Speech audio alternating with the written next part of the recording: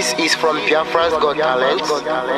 We are letting Biafra'S know the reason why we should remember those who gave their lives for us, those who died that we may live. You died to end my suffering. You died fighting for my freedom. Your blood is the seed of redemption. You are my inspiration. The deed no longer them, military shots at them. 67 to 70, we remember them. 2016, 38 May, memory still lives in our mind till today. Wonder why they refuse to publicize the genocide. The world media turn blind eyes to our plight. It's time to arise, land of the rising sun. Let's rise one more time, let's rise. Yo, we will never forget our fallen heroes, those who gave their life for us. Onitsha massacre, Ipocha massacre, Aba massacre. We remember you. Alright. Tell them I touched me, oh. Remember when me tell you say I touched me, oh. Yeah, I remember that one that called us a Bruce Mero. But the way you go like a Papa Nuku. But them they were bonito. Me tell you what I look pandi, what pandi Samiro. Me tell you what I day. For me the front and the rest of man I tell you what I do. Me know that you come to tell them heroes, I want to promise you something today. We must fight together, no retreat and no surrender. We must hold them down till the end of time. The most important thing is that we will restore Biafra. May your soul rest in peace. And I look up to the sky with tears in my eye. For other Biafra'S and for freedom had to die. We will never forget you as the days go by. You are always in my heart, we'll never be apart. They fought for our freedom, they died for our freedom. They fought the Nigerian soldiers in the war front, without food, without guns, for our freedom, for our life, for our own good, for our children. We love them, our heroes, we want them. My heart bleeds when I saw them slain. Where will I be now if not then? They will remain indelible in my heart forever, forever, forever, and ever, and ever, and ever. We serve in your plantation, and the way you paid us back with your bloody starvation. We play in our history that the death of our people is a mystery. No going back to get to a victory. I had a voice now call for vengeance. I never get bomb, I'ma blow like a vengeance.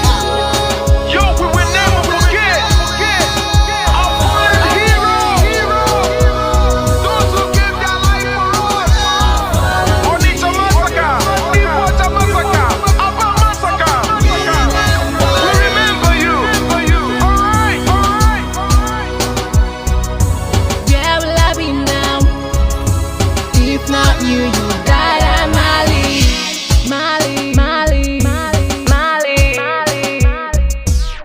They were starved to death because of our freedom, and they paid the debt for our freedom. Flag high for those that died in the genocide, fighting for you and I. There is pain in the heart, we bleeding inside, tears in the eyes, so I'm falling here. This is for my fallen heroes.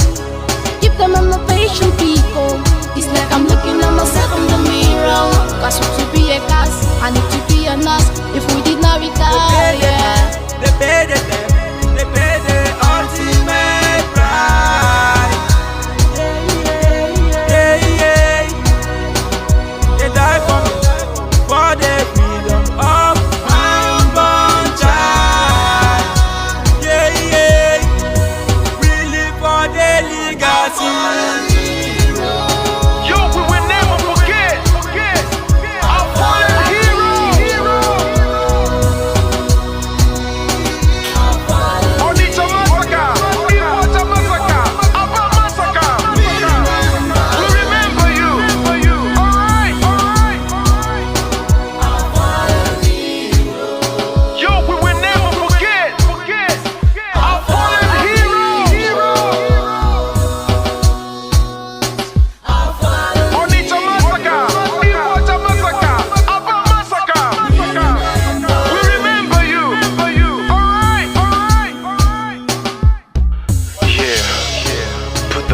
in the air. Never be afraid. March on, cause we are more than conquerors.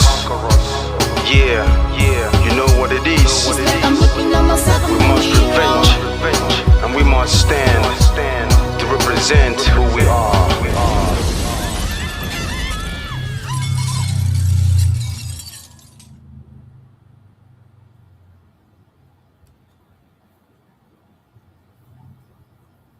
Fight on, brave boys, fight on, heroes of our fatherland. Pursue the enemy, harass him, destroy the invader. March on, brave boys, now that victory is in sight. March on and hasten the disintegration of the enemy already set in motion.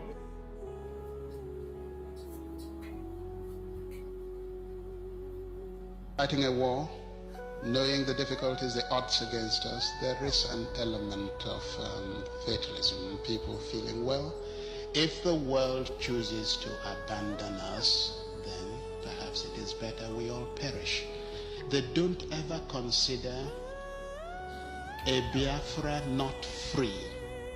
They believe in either Biafra free or no Biafra at all. That means none of us living to see it.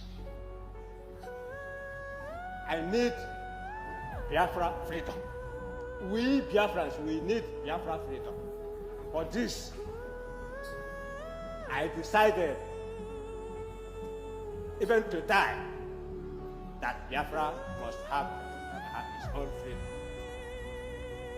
I want us to work systematically towards the establishment of a good, progressive, and democratic society where all vestiges of privilege and social injustice will be abolished, and the rich contribute more for the welfare of the poor. If civil war comes, and I do think it is imminent, you're quite right, it will for us be the price of freedom. Our people here have for a long time been prepared for this eventuality, and I am confident of their readiness. I think that when it does come, that the people on the other side would be surprised as to what they're going to get. And I'm confident that it will not last long. We'll surely come out as a nation because we're fighting a just cause. Even a little child on the street will tell you this. We shall never go back to Nigeria again. God's grace will surely emerge as a nation. And so, as far as this war continues, we'll fight to the last man.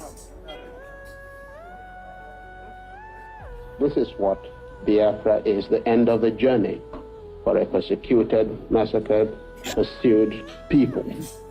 We have made all attempts at a democratic resolution of this crisis. I have offered open elections, plebiscite. I have offered just an open carte blanche suggestion, anybody who can find a democratic way of finding out the wishes of the people, let him suggest it and we will go for it. Another Savior. Holy, holy, holy, holy, Adimebujuku. Another Savior. Another Savior. Holy, holy, holy, holy, Adimebujuku. Another Savior. Holy, holy.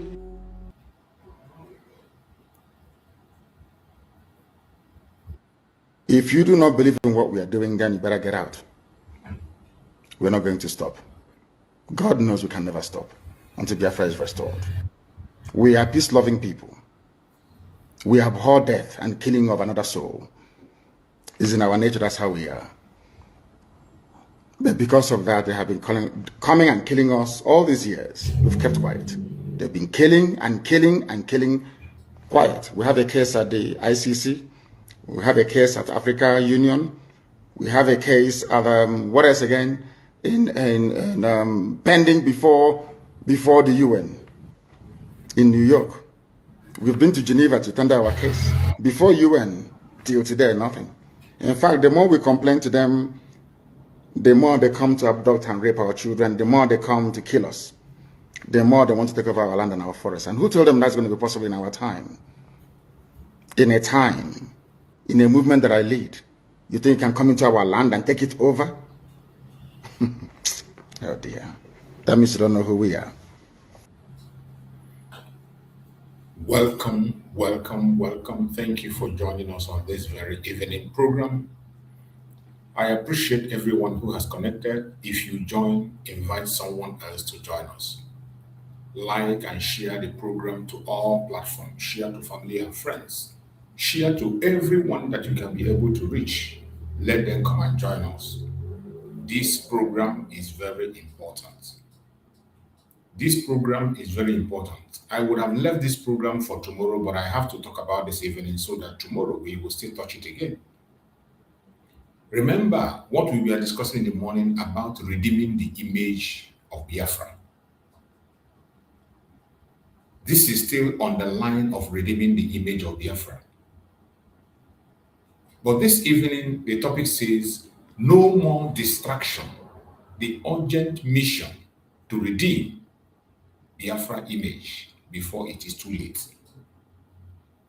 The urgent mission to redeem the Biafra image before it is too late. That is why I have to come out this evening. You know, most of the times, I don't appear on my evening broadcasts. I only use pictures and emblems to do my program in the evening.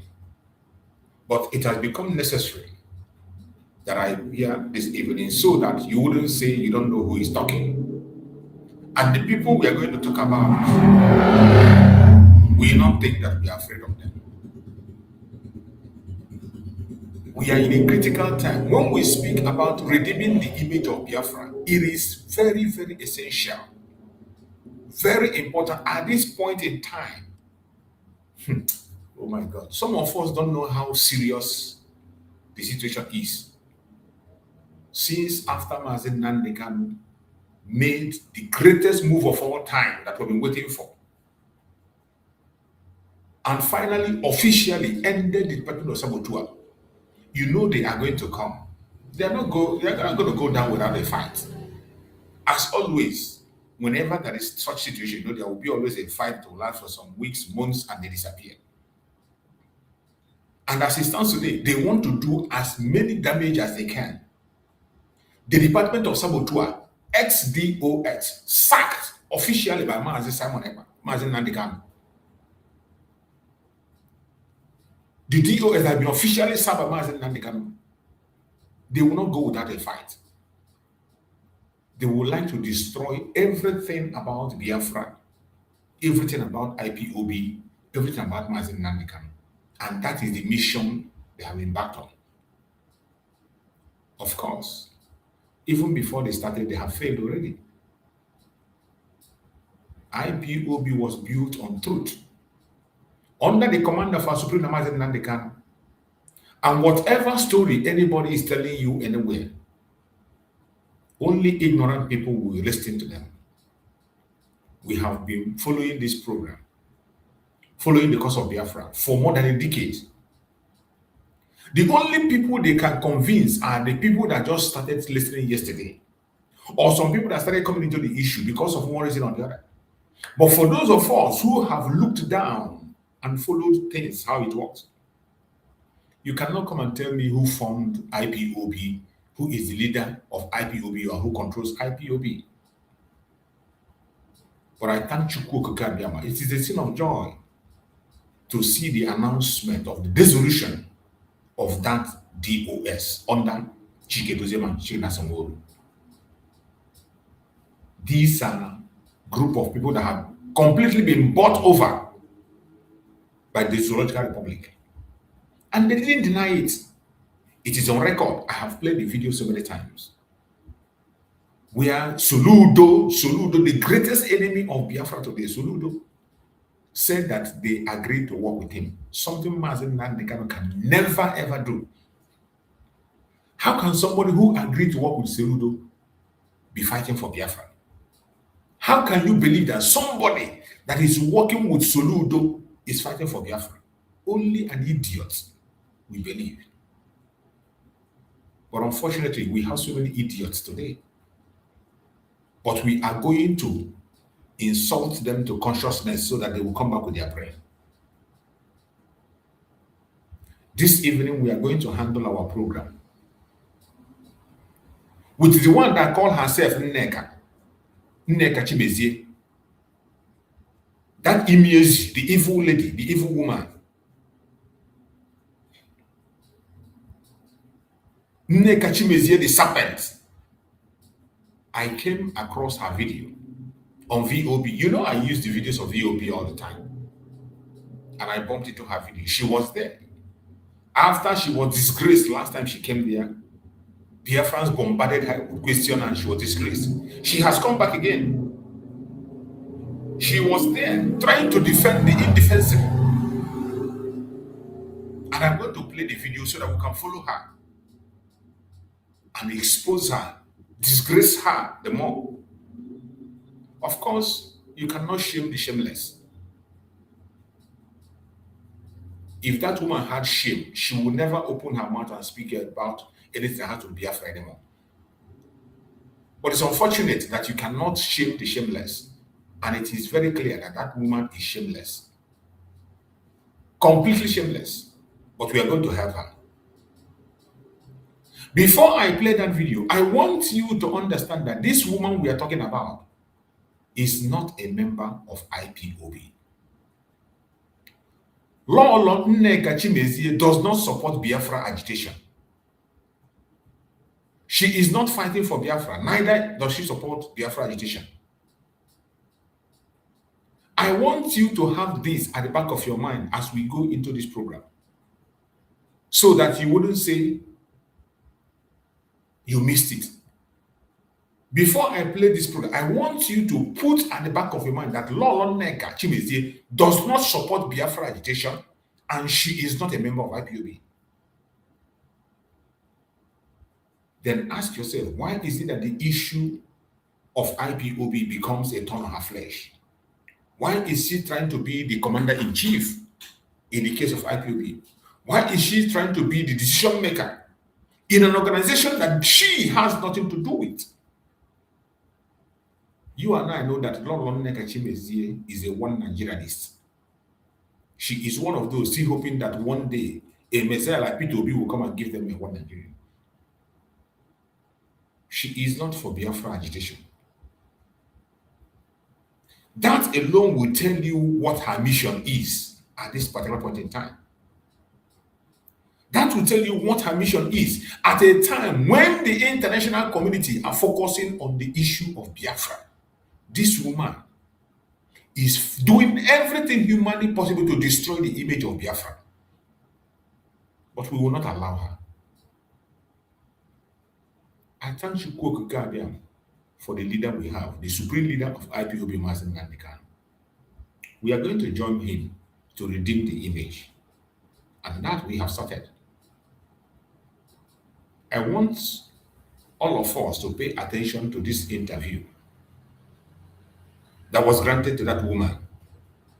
We will follow her and respond to every nonsense she will say. And if you have not shared this video, please like this program, share it so that others can join us. It is very important. Don't watch it alone. This program is very important. Watch, and we follow them as they push their propaganda and lies. Madam Dinko, Obiago, OEC, Igbo Women Assembly, Ewa,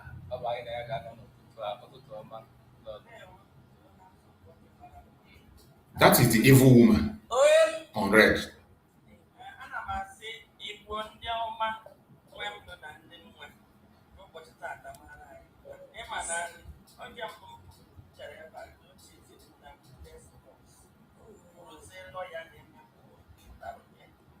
You see, she remembered her last appearance here too handsome, destroyed every nonsense she was saying. She ran away. And now that her group has been officially signed, she is back. And she's confessing it here. The last time she came, that Joe Hanson, the young man here, was the one that faced her that day. This lady was, the young man there was the one that gave her questions that was asked by Biafra'S. She was decimated and she ran away in shame.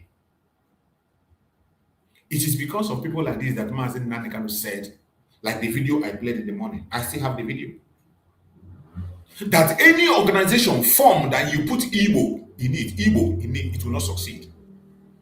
This is someone they call the leader of Igbo Women Wing or whatever. Igbo Ohanese Igbo Women Wing. This is the idiot. And be wondering why we are not succeeding. Mazen Nnamdi said it, I am a Biafran. I am not an Igbo. Don't identify me with Igbo. I am a Biafran. And he made it clear that any organization formed and you put Igbo in it, it will never succeed. Go and check by yourself and come back and give us a result. Every organization. Look at the kind of people they are choosing. I want you to listen to this Jezebel, what she has to say.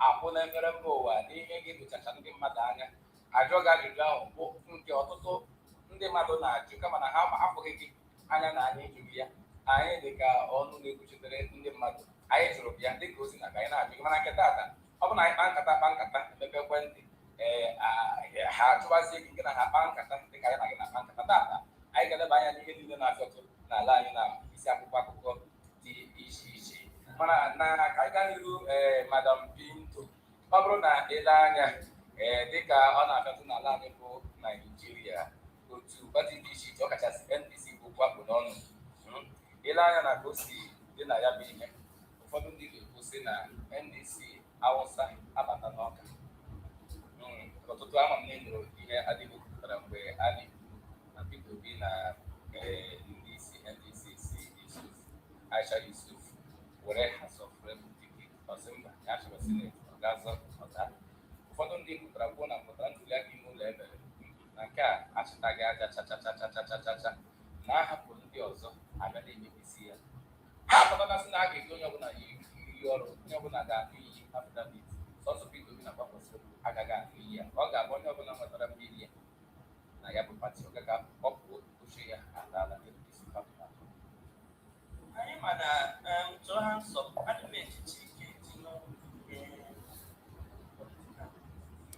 This woman will intentionally not answer this question. And Handsome asked her this question because Handsome know that this woman is a politician. A one Nigerian is. A one Nigerian is working for P2B and other politicians. And that was why he put that question for him. But she refused to answer it cunningly, trying to claim that she doesn't put her mouth on her eyes on the things that have to do with politics. But you want to put your eyes in the politics of Biafra that you are not supporting. You are not supporting Biafra actualization. Neither are you a member of IPOB. Now, a question was asked with you about your one Nigeria you don't want to answer. It is very, I will be pointing these points out so that people can know how evil and how prepared this woman is to destroy the image of Biafra. But she will never succeed. It doesn't matter how she tried. She will never ever succeed.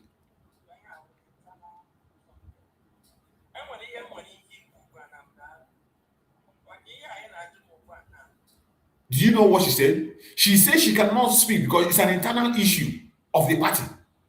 It's an internal issue of ADC. But you are prognosing and pushing yourself into the internal issue of IPOB. You are fronting yourself on the issue of IPOB that you have no idea about. God have mercy on you.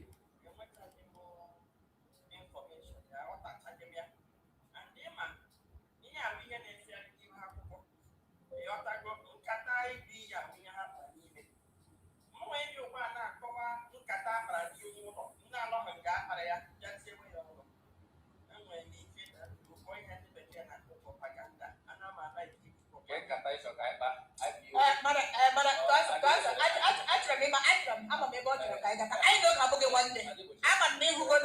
Abi, we're allowed to harm some to ask her.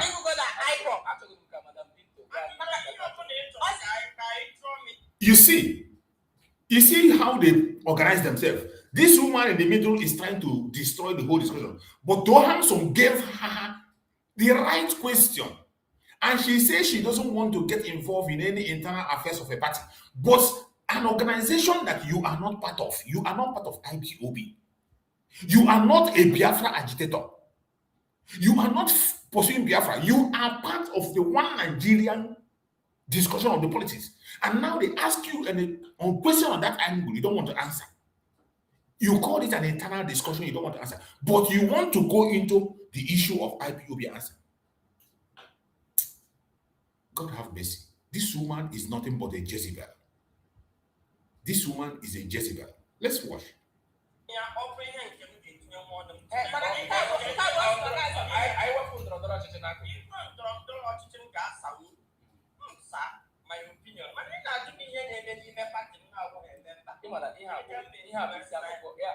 You see, now Nigeria inside the party no her member. But also there is a question about IPOB that she is not a member. She wants to put mouth in the issue of Biafra agitation that she is not part of. This woman has support to Biafra. This woman is a member of IPOB. But ever her culture is a question. I draw a question about the politicians on the follow, don't sponsor. P2B on the very for, which she celebrated in her platform when P2B joined ADC. I draw a question she doesn't want to answer. Now, the Biafran should be listening and join. If this woman and you don't run,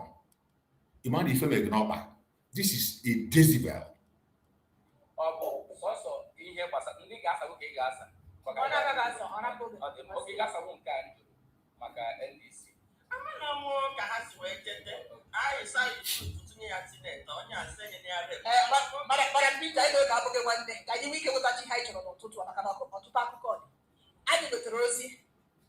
na Maazị Nnamdi Kanu apụtala oza otu DOS họpụta ndị ọhụrụ nke a ka ọ ya aza dịka o kwesịrị ya bụ otu DOS họpụta ndị ọhụrụ aka m tụchakwara ka akụkọ si aga kedu ihe mere na o ji gosaa DOS na mbụ họpụta ndị ọhụrụ ihe a ga-enwekwa ugbu a ka nsogbu nakwa ụmụ chigarakwunye ma ọ bụ anọ na IPOB gaa n'iru a nakwa otu akụkụ ugbu anya na-egotekwa ozi na ndị DOS wa ekposara ekposa apụtala sị na Maazị Nnamdi Kanu na ha akwụsịgodili ọrụ ugbu a dịka onye ndu IPOB mara mbido na ndị nke achọrọ achị DOS achọrọ achọ ọtụtụ ihe ka edepụtara akụkọ dị ogologo mana ụfọdụ ihe ndị ngọtara na ya bụ ozi bụ na a sị na nke mbụ na ha anaghị agba mbọ ịhụ ụmụafọ Biafra dịka ụka bụrụ ga-epụtara lebati egwu si kedu maka ụmụafọ Biafra ụmụafọ Igbo anụchiri tinye n'ụlọ mkpọrọ dị iche iche n'ala anyị bụ Naijiria kedu ihe a na-eme ndị ahụ enwere mbọ a na-agba iji hụ na a gara n'ụlọ mkpọrọ ndị a hụ na kwụsịtara ụmụafọ Igbo ndị a maka na ha ji ọtụtụ nke a bụ otu n'ime ha si na DOS ya chụrụ achụ ugbu a na-enweghị nke ọbụla ha gbara mbọ ime ebe ha họpụtara ndị ọhụrụ ọ dịghị ka ihe a Maazị Nnamdi Kanu mere ziri ezi nke mbụ okpejigodo ma Maazị Nnamdi Kanu mere ihe n'ezi maka ọtụtụ oge ka m nọrọ ebe Maazị Nnamdi Kanu si na ya anọghị ya na ndị a ga na-ege ntị bụ DOS nke Chike Edozie na ihe ụda. This woman was an idiot. This woman is quoting something she has no knowledge about. Is Maazị Nnamdi Kanu dead? Maazị Nnamdi Kanu or not here? Hasn't Maazị Nnamdi Kanu been passing instruction? Or today go with the DOS in Ukokwe, is it not Maazị Nnamdi Kanu that created them from detention? So when you are saying that Maazị Nnamdi Kanu said, oh, they are not here, Maazị Nnamdi Kanu on there full time. You can hear from him. He can send message out. Do you see this idiotic woman? She has no knowledge anything about IPOB. She has no knowledge about Biafra, but she wants to push herself into it. Onya Juraju now was her politics. She couldn't answer. Listen to the idiot.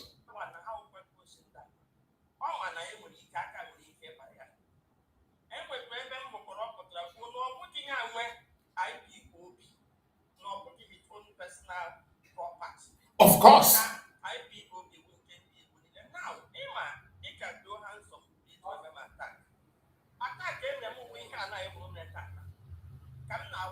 This idiotic woman, question, she will not even answer that question.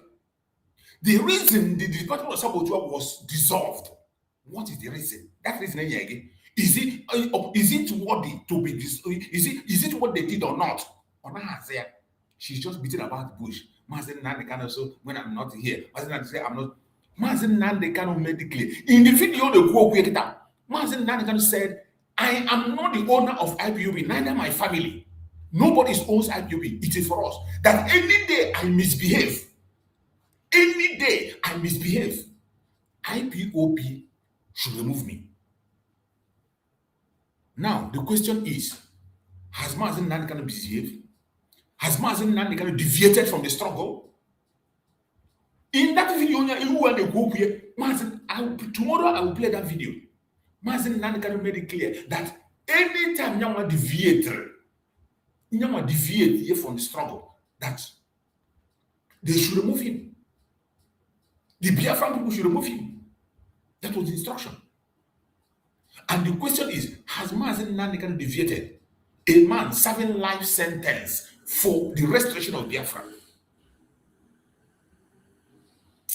This woman, the death that will kill you, I don't know what it is waiting for. I don't know what it is waiting for.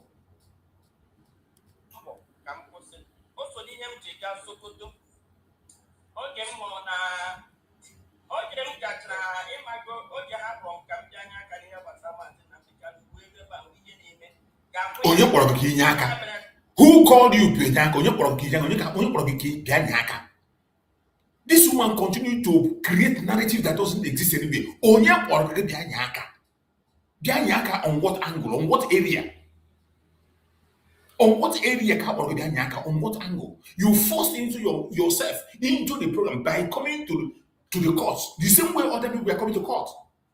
Meanwhile, the DOS sent you for another mission and you failed. Who called you to come and yak?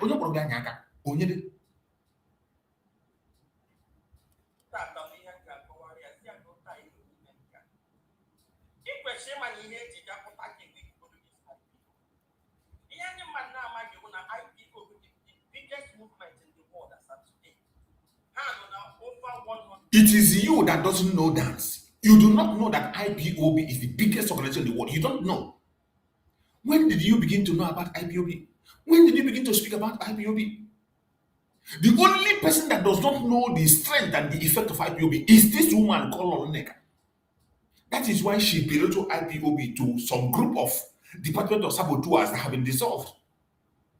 The reason you still connect yourself to them is because you don't know the length IPOB have gone. You don't know. Mazen Nnamdi Kanu say that IPOB is indestructible and you think it's a joke.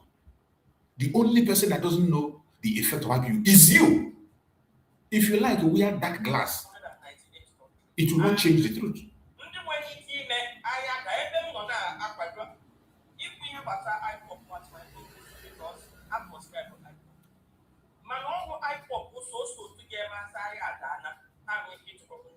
Nonsense. Arrant nonsense. This was the propaganda she came with at the first time.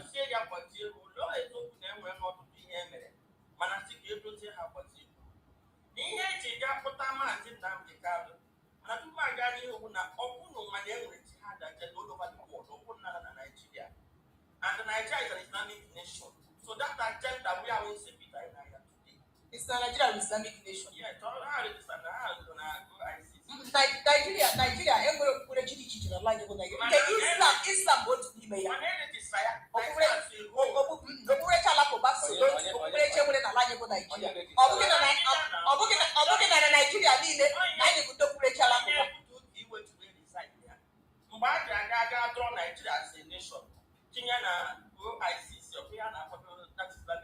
You don't even know what it is.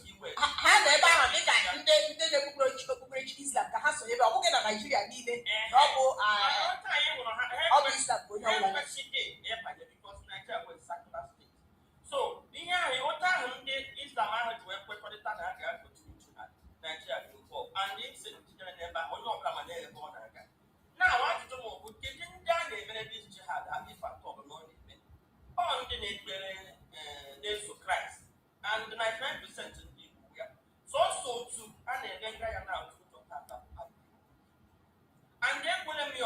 Remember the question this woman was asked. The question this woman was asked was, the reason the Department of Civil Store was dissolved was because they refused to attend to Biafrans who are in detentions in several places. Many of them have died. Many of them decided to give up. Many of them surrendered because nobody was coming for them. And she was asked, is that a right decision to take? And she never answered that question. She's going round and round and round. And that was what she's doing the other day, that though Handsome never tolerated this nonsense, go straight and answer questions. She will not.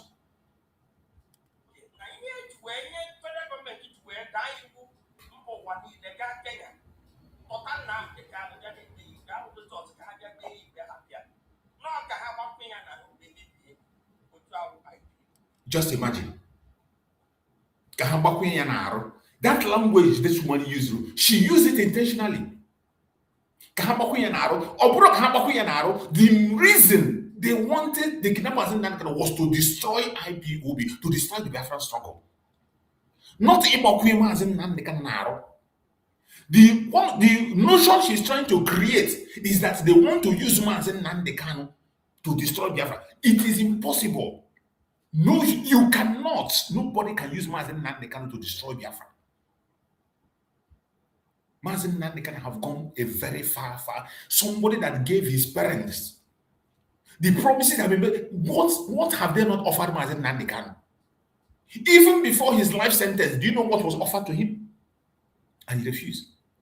And this woman is creating a notion, trying to create an impression that actually Nnamdi Kanu is being used. She's just trying to create that impression that Nnamdi Kanu actually used will destroy Biafra. You are an idiot. Only fools and clowns like you will listen to this nonsense this nonsense narrative you are pushing. Now, Simon Ekpa, autopilot. When it comes to Simon Ekpa, you see how she sat very well. Because they push the same way they are destroying Nnamdi Kanu today. This is what they did to Simon Ekpa. An innocent man that committed no crime. Simon Ekpa committed no crime anywhere. An innocent man. The same thing they are doing against Nnamdi Kanu. This woman and the DOS are doing against Nnamdi Kanu was exactly what they did against Simon. They blackmailed him. Conducted false flag operation. They will go and take innocent life and put it on Simon Ekpa. We have video evidence where people confess that the people that this woman is supporting sent them to go and kill a traditional ruler. There is no video anywhere where somebody came to testify and say, Simon Ekpa sent him to go an operation.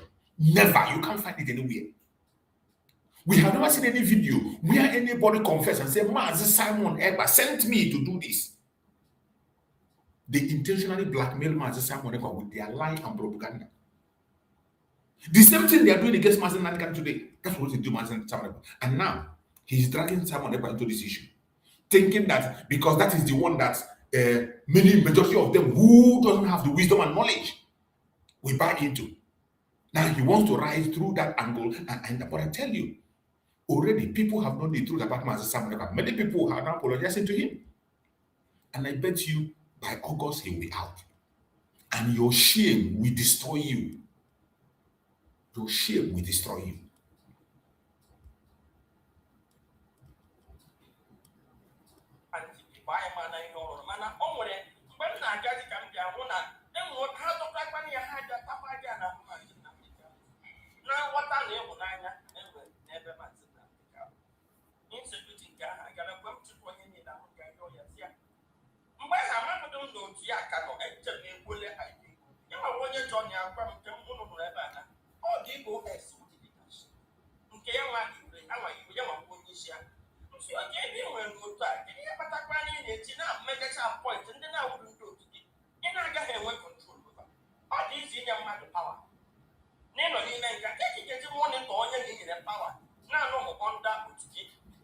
The question to this useless woman is that where was Nnamdi Kanu when he created the DOS? Are they the first people? This is the first inauguration, the fourth one. These people, this idiotic woman is talking about, Nnamdi Kanu was in detention when he created them. He was in detention when he created them. And when they defeated, he severed himself from them. So this woman come out and she speak of something she does not know about. The DOS you're talking about, it was created by Nnamdi Kanu while he was in detention. That is one of the lies she always push. That how can Nnamdi Kanu be inside and be controlling? How can Nnamdi Kanu be inside and sacking people? But Nnamdi Kanu was inside when he created these people you are supporting. Idiot.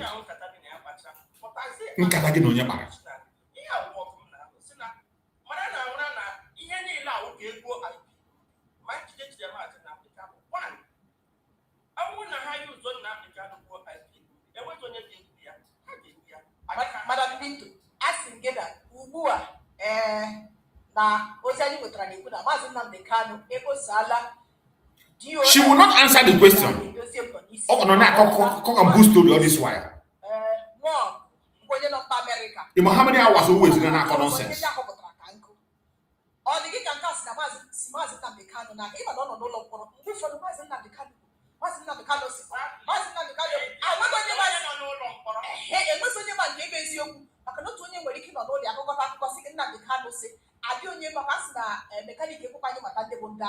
Or the Gikosia, I you with Tanugua. They was a GOS, chicken doesn't see a hot time care, Mazi Chrissy, and what would all the Gikos Nakamas and they can't come on. Look at that, yes, of Gumti. Tempo, never a capal, Namani to Mazi Nnamdi Kanu. Haka where you to Hana, where come to your phone and no wood, and keep post activity, or the possible no one. Mazi Nnamdi Kanu. You are an idiot. You are an idiot. You are an idiot by asking that question.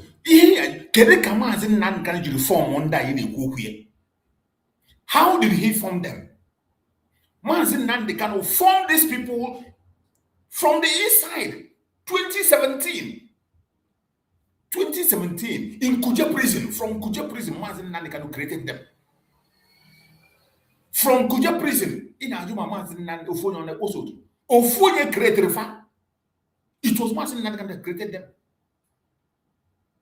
From Kuje prison, and today from Sokoto, he dissolved them and created a new one. They are not the first, not the second, not the third.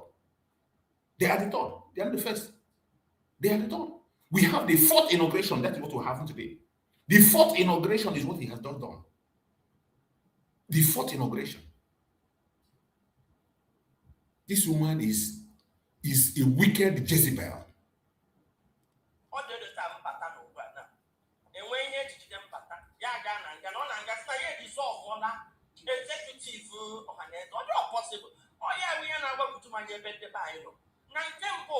The only person in Abagojani will go on because you are a wicked woman, an idiotic woman, because you are pushing a false narrative and agenda.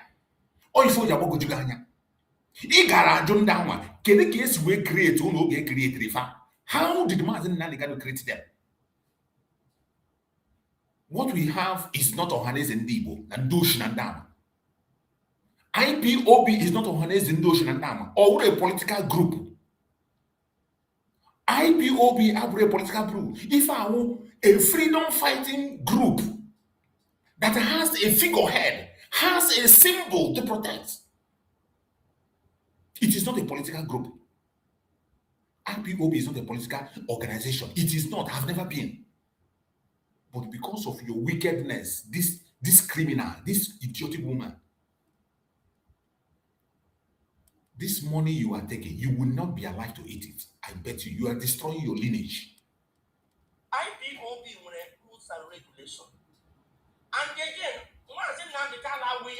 ask this woman, are you a member of IPOB?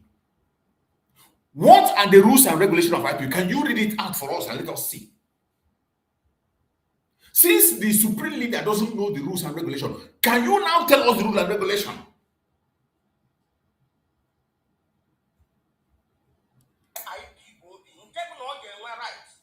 Dissolve. Only not has suspended one person. And don't on now. On my DNA, can you investigation? Can you committee a investigation? Allegation, Nneka Chimezie, you are not a member of IPOB. You are not part of the organization. Mazen Nnamdi Kanu has a way of running this organization, and he has been doing it for more than 2 decades. He almost single-handedly created the IPOB you are seeing today, with branches across the whole world. If you don't know something, walk away from it. Go to your Handsome ask you a question about politics. Why didn't you focus on the politics that you are aware of? Supporting P2B and Co. Why do you want to dive into something you know nothing about? This woman is not a member of IPOB. She is not supporting Biafra agitation. She is not a Biafra agitator. What is her problem, if not to damage the image of Biafra?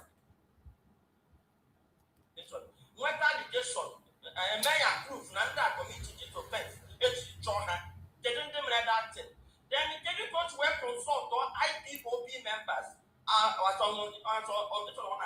when they get it Martin Nnamdi Kanu is there on and can on our here them and IPOB for 5 years. Now IPOB not together for this satanic woman. I am telling you that Martin Nnamdi Kanu created these people you are protecting from Nga. Ono na Nga na Kuje kono 2017 na Nga kono we create EFA. Why wasn't it a problem then? Are they the first people that have been dissolved? Whenever you deviate, you are gone and you're gone for months. And Nnamdi Kanu have said in many brokers, cancer, cutting cancer, you cut it off. Mazen Nnamdi Kanu say, including himself, that all deviate here, deviate. Let the IPOB deal with him. He has not deviated from the struggle. Not even an inch. He has paid the ultimate sacrifice and willing to put his life on the line. His life is at stake today. And all you come to this to question how he gets information. Who sent the information? Who the hell are you to question how? Do you know how he created the IPOB? Do you know how he pushed the struggle up to this time?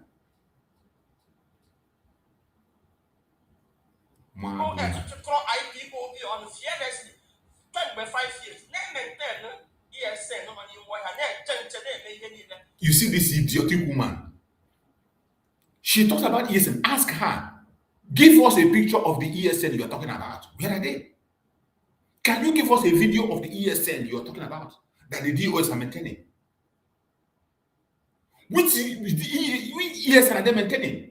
This DOS took the ESN and handed over to the governors. Chike Doziem said it with his own mouth. Chike Doziem confessed with his mouth that the governors met them and told them to hand over ESN, and they handed over ESN to the governors. That was where they used to create all this, IPOB, created the FVG, everything that Soludo has created today. These are these people that reached the agreement with Soludo that they are going to work with him. Why is it difficult for this idiotic woman to understand the truth? It is not difficult to understand. The only thing that her heart is evil. When your heart is consumed by evil, there is nothing that can redeem you. You can never be redeemed. The only people that will buy into your nonsense are those who are not Biafrans. Those who just came into this struggle, or those who are passerby, or one Nigerians like you. But hardcore Biafrans know where we started and where we are going. You cannot destroy the image of Biafra. Not today, not tomorrow, not ever. Yeah, what created he can dissolve them. I'm seeing a report of Simon Ekpa. No, yeah, and I point I will have a member of IPOB one. Chris Webb, yes. Nnamdi Kanu appoint one that suspended from IPOB. Martin Nnamdi Kanu never. And then when not to think of Manaka, I won't on those. I won't career. Now, also, we're bossing up. Do you see how this woman is destroying herself? She is now claiming that Chris Mwogo is not a member of IPOB. that she has the Chris Wogu having sacked my people. Who sacked Chris Wogu? In IPOB, the only person that have the right to the authority to sack people is Mazen Nnamdi Kanu. More especially people on the high positions. Immediately after the kidnapping of Mazen Nnamdi Kanu, they destroyed every structure. Mazen Simon Ekpa fought them. This was what Mazen Simon was fighting. This was what he was fighting. They begin to sack people here and there. Today, Mazen Nnamdi Kanu have recovered the IPOB and put them back in position. But I know they will never go with the fight. We are going to redeem our image. Look at a woman. You are not a member of IPOB. You are not part of the Biafran agitation. And look at you with your propaganda and rumor. That's the people that we appointed that they are not members of IPOB. They are external bodies. Who gave you the audacity and who gave you the right to know who to decide who is in and who is out? The same propaganda they push on Mazen Simon Ekpa. Mazen Simon Ekpa is not a member of IPOB. Meanwhile, Mazen Simon Ekpa took an oath in IPOB. Mazen Simon Ekpa is an oath member of IPOB. But they push propaganda and blackmail. And they said, oh, they even said that he's not an Igbo man. They said Mazen Simon Ekpa is not an Igbo man. Look at this woman. Shamelessly, a mother that have children. May shame follow you and your whole generation. Get to what I saw IPOB. The next person never have to tell why is. Not when the man come in on why is. You don't mean no what. Other man what attacks the paraya. Ya go in here question you. You know no man na IPOB. Ignore it. So you are idiots. You know nothing about the words of Mazen Nnamdi Kanu. You know nothing about Mazen Nnamdi Kanu and whatever. It's not a parable. Mazen Nnamdi Kanu said, any day he deviates, the next person to him should take him out. And he mean it. He mean it every single. It is not a parable. It is not a parable, idiot. It's not a parable. Mazen Nnamdi Kanu said, any day he deviates, and he has never, ever deviated. Not yesterday, not today, not tomorrow. He will not deviate. A man facing life sentence. What promise have not given to Mazen Nnamdi Kanu? What have they not promised him and he rejected? What have they not given him? The only symbol for restoration of Biafra, you want to destroy it.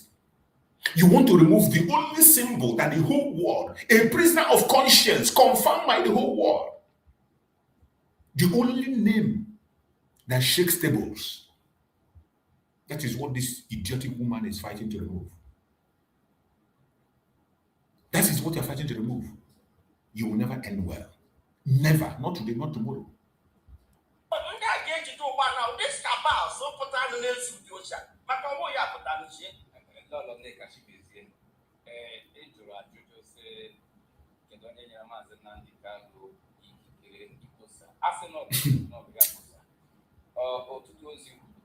Maọbụ Maazị Nnamdi Kanu yiwere ya bụ ọ bụrụ na ọ bụ na ya yiwere IPOB mana ọ bụ Nnamdi Kanu na 2012 yiwere TOS ya bụ na onye ọbụla nwere ikikere ihiwe nwere ikikere iwusa kwenyere nka mba ị nwere ikikere ihiwe ikikere enyere maka na ihe awụ an organization na-ekwu at point in time. Otekwana akwa ndị mmadụ mere ha agbakọrọ wee mee ya point as ndị hiwere IPOB we ha na-akpọ IPOB elders Emeka Emesi Dr. Chidozie Ikejufu ọ ha hiwere ya. Then Nnamdi Kanu nwere Radio Biafra mgbe ọ kara na IPOB na Mosop. This woman is telling the story that she doesn't know. This story that this woman is telling, she knows nothing about it. When we talk about IPOB, it is not about that name. Many people have used that name before Mazen Nnamdi Kanu created the IPOB, the original indigenous people of Biafra that we are following today. It is not about the name. It is not about the name. The person that founded the IPOB we are seeing today, that we're having today, is Mazen Nnamdi Kanu. And he became the supreme leader of IPOB. He created the DOS from detention in Kuje 2017. And today you are asking who gave him the power to dissolve and inaugurate. God have mercy on you. God have mercy on you.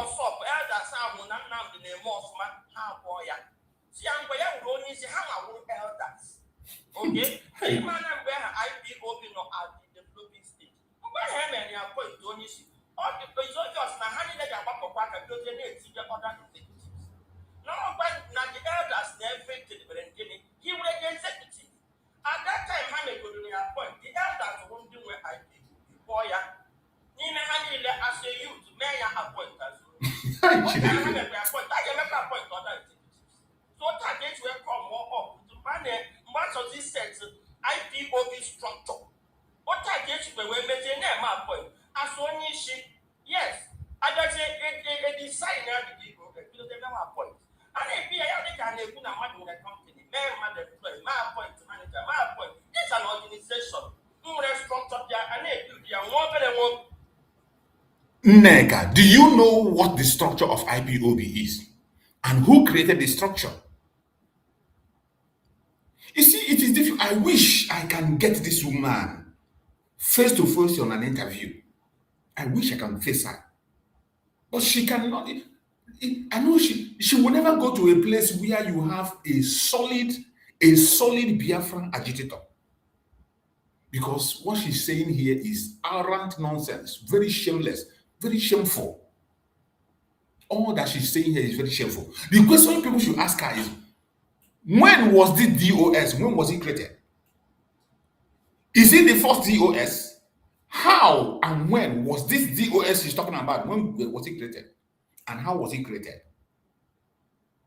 It is still the same man as Nnamdi Kanu from prison in Kuje that created them. And today, Lolo Nega want to come and teach us.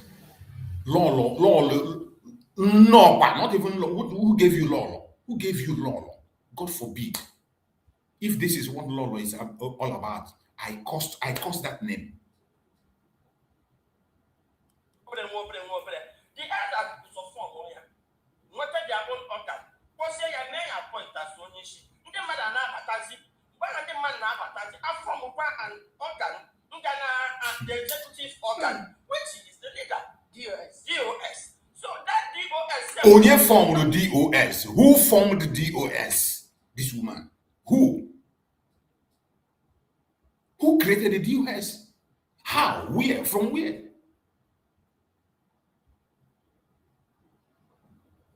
It's unfortunate that people you have the studio. I don't blame them because the people in the studio don't even have the knowledge of what is happening. In such a way that the phone and that kind of grip. The IPOB because it is above every other member of IPOB. In fact, DOS directors, yes, directors, no, not senate, directors of IPOB that can even fire and hire. Name where always I'm not the MD, okay, of the country. Any MD is part of the directors, right? When the directors can work which is also a member. Now they can be a member of this people. So all this of also this of he is a member. He is the leader. Man, no question with the leader. No question with by right the DOS. Question with the leader game. When the power only she and when he treatment to ya. This foolish woman doesn't know that we are talking about agitation. Now, what am I doing now? The carbon outside. Even before a mayor is now anything any other on a radio Biafra or fake. On a radio Biafra, now, need a good one. Those Yapotra, Sala, DOS, Chica, doesn't know this year, Hopotanke, Mazi Chrissy, Noble to Basil,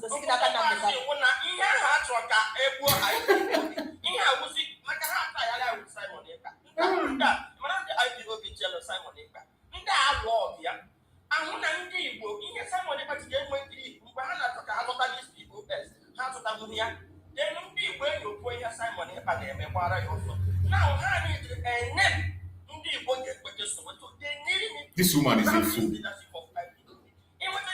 I have never seen a woman as foolish as this woman. Very shameless.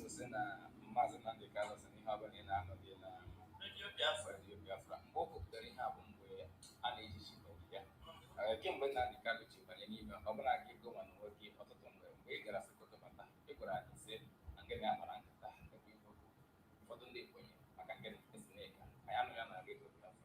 Nke abụọ bụ na ọtụtụ ozi afọ ọtụtụ ozi na-efegharị ọtụtụ mgbe na ọbụkwa maazị Nnamdi Kanu ọtụtụ mgbe ma gbawapụ igbo akpọta ndị ọkaiwu ha ndị lọya ha pụta ha gwa anyị n'ọbụ eziokwu n'osi n'aka maazị Nnamdi Kanu. N'izuụka gara aga anyị nwere barịsta Maxwell Ọbara bụ otu onye n'ime ndị ọkaiwu ya.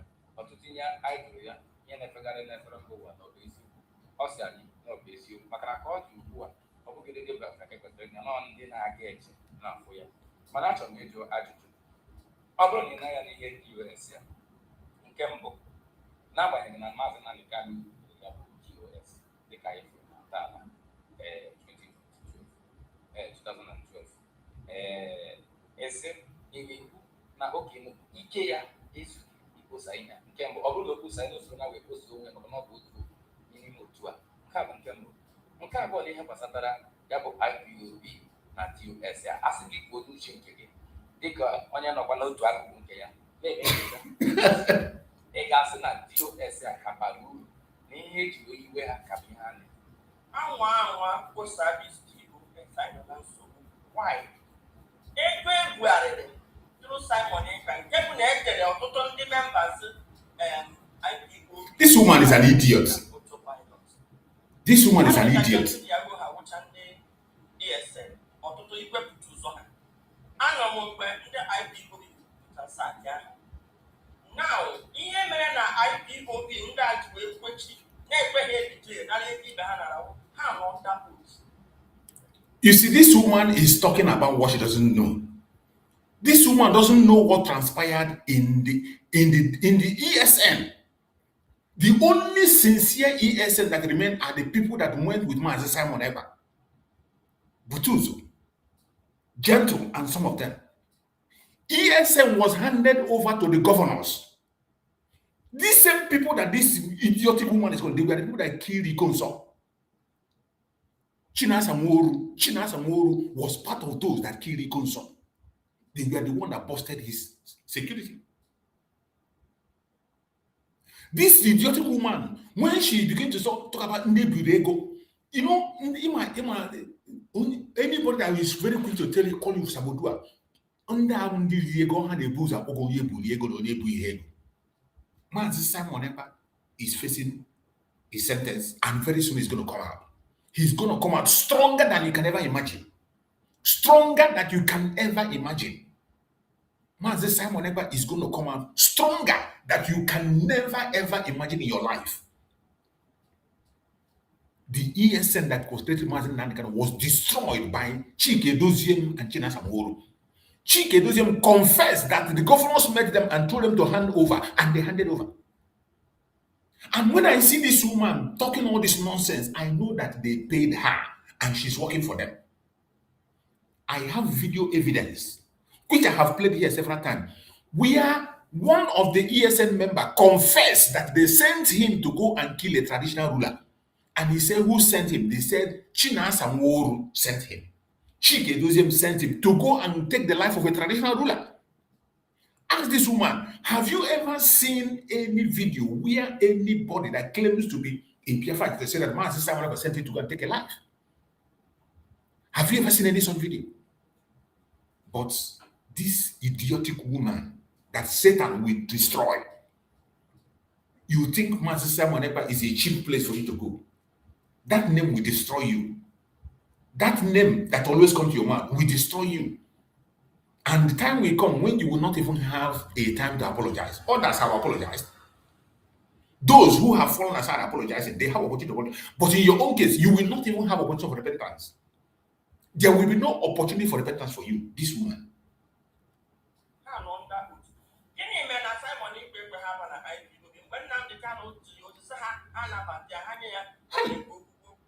You see the lie this woman is preaching.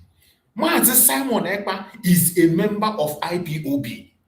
Mazi Simon Ekpa took an oath. Mazi Simon Ekpa held several programs with Mazi Nnamdi Kanu. Mazi Simon Ekpa was a member. He is and still a member of IPOB. Mazi Nnamdi Kanu was sending messages even through a lawyer, Ejimako. Even if I Ejofo, Mazen Nnamdi Kanu was sending message to Mazen Simon Ekpa through Ifeanyi Ejiofor. The time the home of Mazen Ifeanyi Ejiofor was attacked, Mazen Simon Ekpa was on phone with him. This idiotic woman, this devilish woman doesn't know nothing. You know nothing. You know nothing about IPOB and the structure. In a way, Simon, Simon, you are going to die because of Simon Ekpa.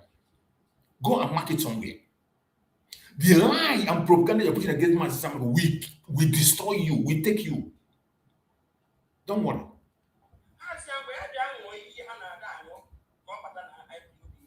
Imagine. Imagine. That is every tendency that you can betray. Imagine. Okay? Now, this DOS, one day, what are lawyers who were very at this start and DOS are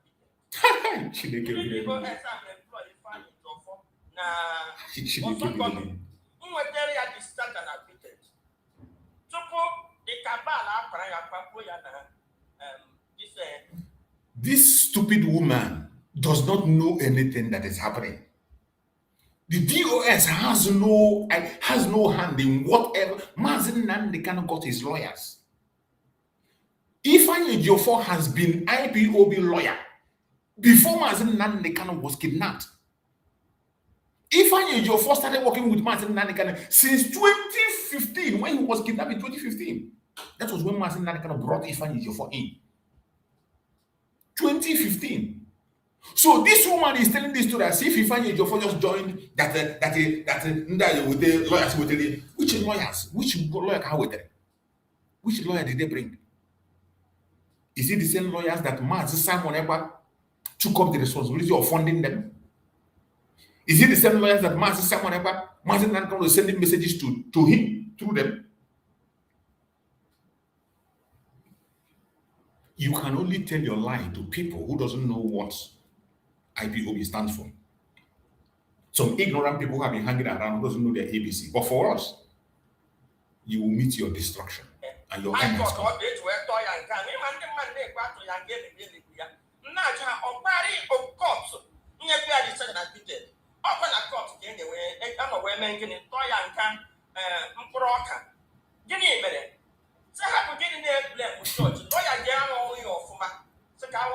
Just imagine. You see, she come to blame the lawyers. You see, this woman is senseless. Alo Yejimako have won the case for Mazen Nnamdi Kanu first, even before ever the appeal court case came. In Abia State, Alo Yejimako was the person that won the case of Mazen Nnamdi Kanu, where they told federal governments to apologize to Mazen Nnamdi Kanu and pay him compensation. The very first person that won the case for Mazen Nnamdi Kanu was Alo Yejimako in Abia State High Court. And it was even that case that he won Abia State Court that gave the appeal court the stance to rule on behalf of Mazen Nnamdi Kanu and discharge him.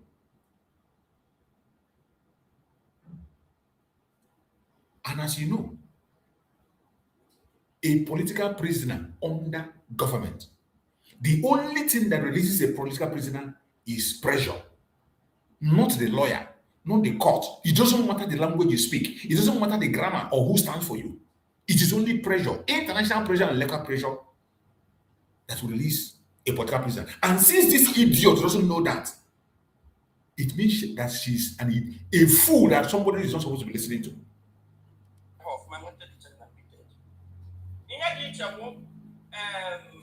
Barrister Aloy Ejimako Ebehi Bay of Ma, learn the interesting part now. I can am Nnamdi ESF, Grandma, not that would be witness. See, get your defense. And when you have your not outside the city defense, then I tell you defense. Today, now, I'm not giving you one defense. You see the ignorant fool. Every one of you watching this video, go to the platform of Aloy Ejimako. You will see the answer to this nonsense she's talking, this propaganda and blackmail she's carrying up and down. A woman that has no knowledge about law. She doesn't have any knowledge about law. She has no knowledge about freedom fighting. A woman that knows nothing about freedom fighting, about the law. There is no way you can release a political prisoner except by pressure. Nigerian government owns the court. They did not go and break law to bring you just to free you. No. No. Nigerian government, they own the court, they own the lawyers, they own everything. There's nothing, it's only international pressure. Only pressure will make them release Mazen Nnamdi. And meanwhile, Mazen Nnamdi never refused to put up his defense. The same government intentionally frustrated his defense. They refused to respond to a simple question he was asking. Under which law are you prosecuting me? Under which law? You need to explain to him under which law you are prosecuting him so that he will know how to put his defense. Are you prosecuting him under the new law or a repealed law? But they never answered the question, and they went ahead and prosecuted Mazen Nnamdi under a repealed law. The answers to this nonsense she's blabbing here is in Allah Ejimako's platform. I have played it here. I have spoken about it. I played it here.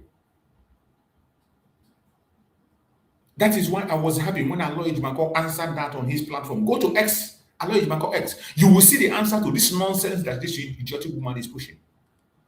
A narrative just to denigrate the lawyers, to denigrate Mazen Nnamdi. That is the only thing she's after. Na high court ka dị kwa aka appeal court.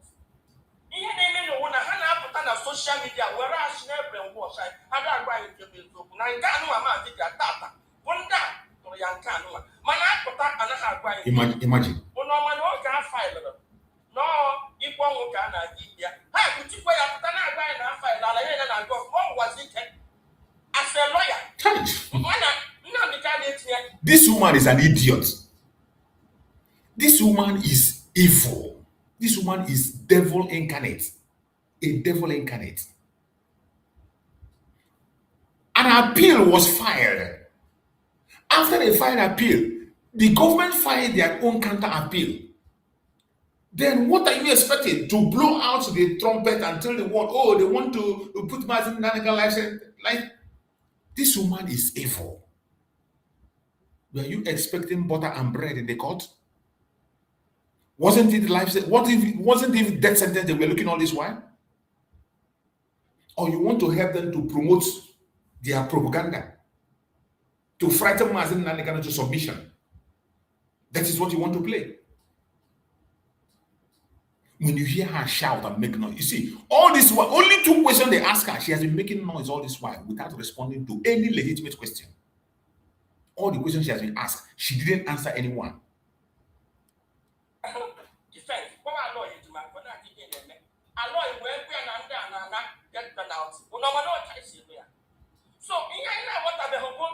this about so young I never been able to teach women. Mother, they can law in question now was my so you need to get the biggest movement in the world. Now, on that one, I point where would they start from? Because definitely they don't have IPOB and their members. And they can now look at the idiot, look at the idiotic woman and the foolish woman. Social media. Can you remember? When I demand people but now we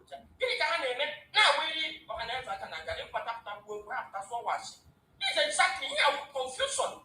Parallel government. Yes, it's not even parallel. Here I won't die and I won't walk. And when the IPOB you see how she wants to twist the whole thing.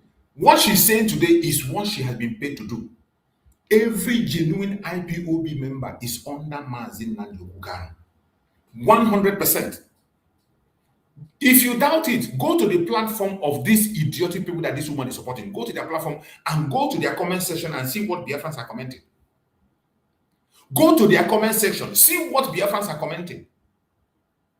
These people that she's claiming that they have the love of Biafrans, go to their platform, see what Biafrans are commenting in every single post they make. Even the Radio Biafra that is under them today. Go and check how many people are watching them. How many people are watching them?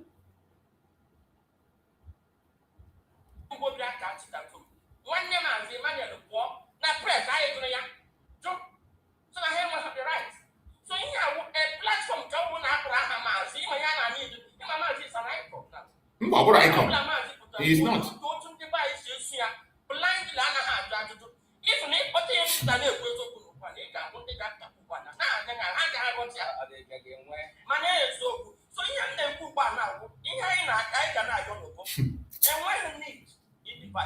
Now,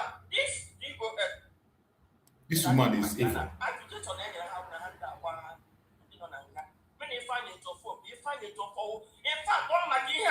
You see the question she was asking the first time, or the first question she was asked, she never answered it.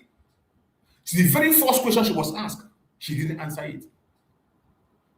Finally, she's now strolling there now to play the game of their Ifeanyi Ejiofor, a criminal. Ifeanyi Ejiofor, a criminal that was involved in destroying ESN.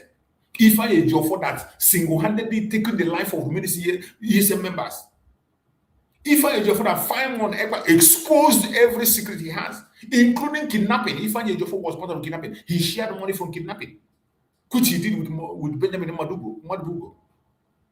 In that very broadcast, Mazi Samuel called names of people who were involved in Anambra in that kidnapping. They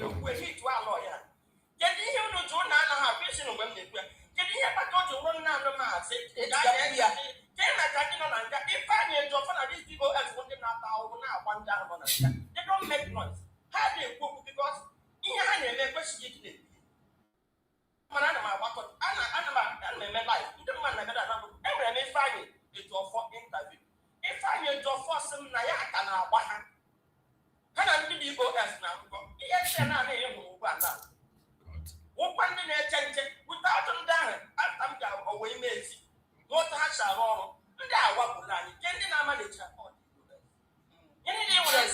Yes, now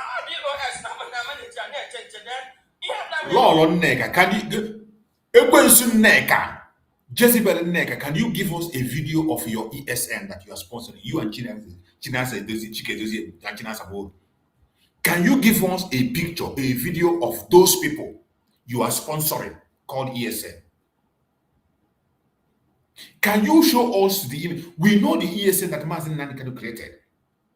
When Mazi Samuel was running the Liberation Army, we have their videos, we know them. We know their operation, we know their camps, and where they are. Can you tell us the people you are promoting today? Where are they and who are they? Is it the same people that your DOS handed over to the governors? That they confess by themselves? Working with Soludo? Is it in that code? Udogachi? Are they the people you are referring to?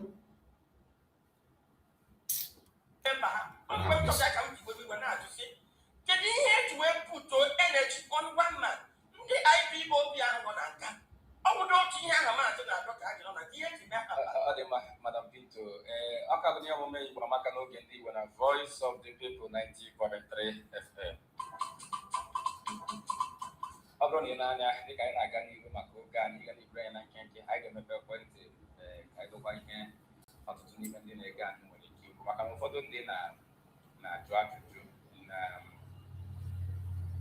N'ụbụrụ onye IPOB ma ụfọdụ ihe ndị a niile na-eme bụ ndị nọ IPOB, ndị nọ n'ime ihe a na-achịkọba ihe a n'ọbụ onye nkwụ nso na ma mgbe ọ dara mara ebe ọrịa.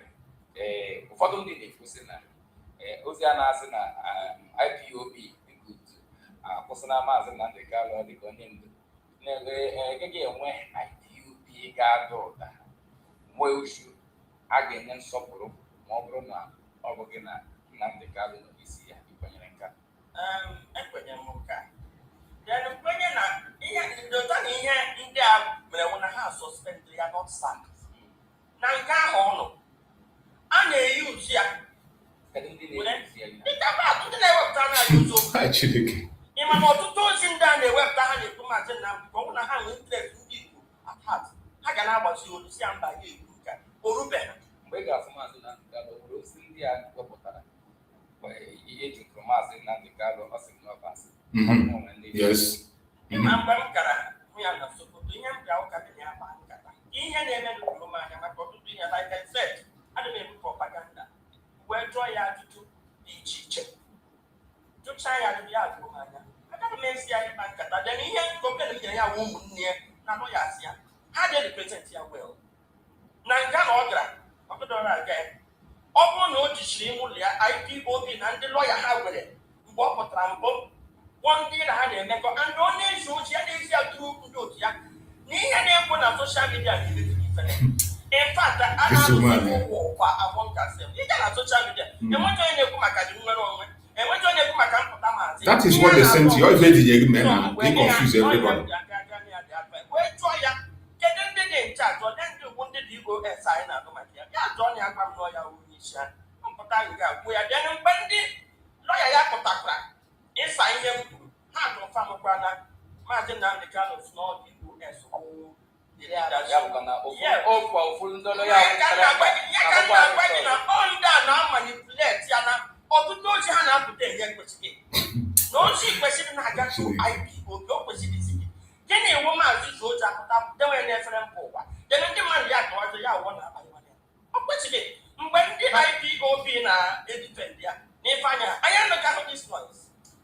Madam Peter, we're in here. It's I'm going to make another second question before this, which is very important to talk with this. Dika Yabozi Putra, Mazina the Calicos, like IPOS. It's him now. The IP no seriously, none the IPOB that are suspended. Oh, seriously, I bought one of them. Suspend them. Chineke very mother very. Composition never had them exercise power. Mbon or chance and capital. Chineke very mother. This woman look good. Madam Pinto, suspension and here. O two of them are doing this. Open a suspend their father and the gallo. And you see them. Buy a young one. Or buy a young neck. I will suspend the master and a young neck. And we're going to the office of the leader is suspended. If you suspend an officer, you put it in that office.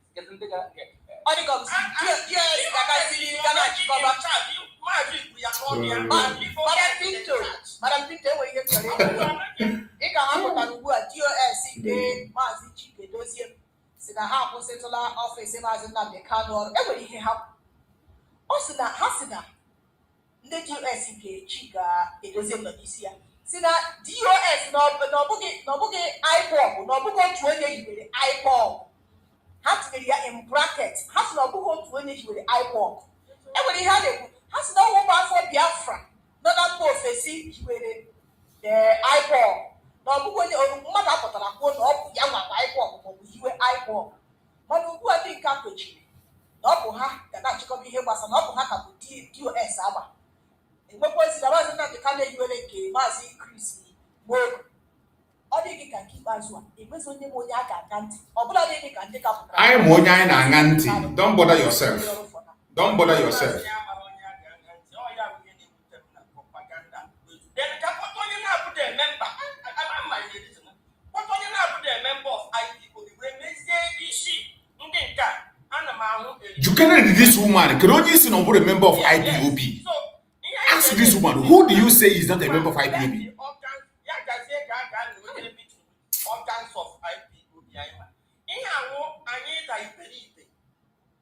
It was beautiful to know our youth.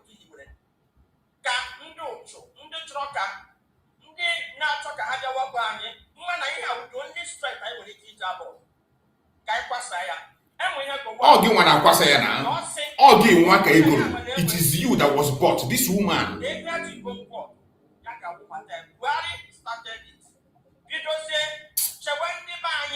I wish that women won't put in the walk call on this video. Jam one and life will walk call. Now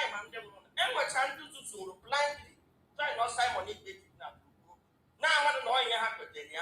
So now when we have to one who did this. No need popular one at this stage. Imagine now the Kanu on their first death penalty. I don't have what would that penalty. And I what I know. Only popular and on here. This woman, stop making noise. I want to wait for you. Nonsense.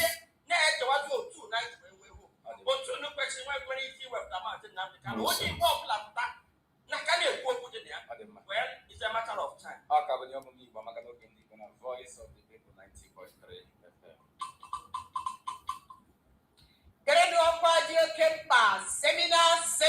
Seminar, African Gem. Ụlọ ọrụ na-ahụ maka ahụike ọbụladị iwulite akụnụba ndị mmadụ si mba South Africa ha na-achịkọba semina otu mkpụrụ ụbọchị bụ nke ga-afịọtụ n'ụbọchị echi bụ Satọde. N'ụbọchị echi ekele ka ahụtekwu atụrụ ka ya bụ semina ga-afịọtụ. African Gem ya bụ ụlọ ọrụ na-ewulite ụmụ nwoke na ụmụ nwaanyị site n'inye ha empowerment, iwulite ha n'ụzọ dị iche iche. Ha na-akwado ha site n'inye ha ego ha ga-eji were wulite azụmahịa ha. Ha na-akpọpụ ndị na-enweghị ọrụ ka ha bịakwa na ya bụ semina. A ga-enwe free medical check-up, a ga-enyocha ndị mmadụ ahụ n'efu. Enwe ihe ọbụla na-arịa gị, ha ga-enyekwa gị ọgwụ n'efu. Ọgwụ ha bụ gịnị? 100% natural herb ka ejiri rụọ ya. Ọ bụkwa naanị nke ahụ, e nwekwara ọtụtụ ihe nrite dị iche iche a ga-enye ndị mmadụ n'ụbọchị echi bụ Satọde, bụ nke gụnyere akpa osikapa, akwa, telivishọn, ọbụla dị ego na ihe ndị ọzọ. Ọ bụrụkwa na ahụ na-enye gị nsogbu, ọgwụ ha bụkwa ịba, ị nwere ike igoro ya. Ya bụ semina ga-afịọtụ n'ụbọchị echi bụ Satọde, abalị 20 nke ọnwa bụ Jun, ma ya kpee elekere 10 nke ụtụtụ. Ebe ya bụ semina ga-afịọtụ bụ na Okiki Hotel Event Center, Okiki Hotel Event, NEPA bus stop, Ejigbo, Lagos. Okiki Hotel Event Center, number 33 Egbe Road, NEPA bus stop, Ejigbo, Lagos. Maka ịmata ihe ndị ọzọ n'uju, kpọtụrụ Ami Beauty na 081 01 83 1892. Ọzọkwa kpọtụrụ Ami Beauty na 081 01 83 1892. Ka mgbanye na mụnwa bụ Adigbo Nwanna Voice of the People. Aga m anọ na ya bụ semina n'ụbọchị echi live and direct. Ị chọrọ ịhụ Adigbo? Bịa na ya bụ semina echi. Ebele ga ahụ ndekwa atụrụ live and direct. Aga m ahụ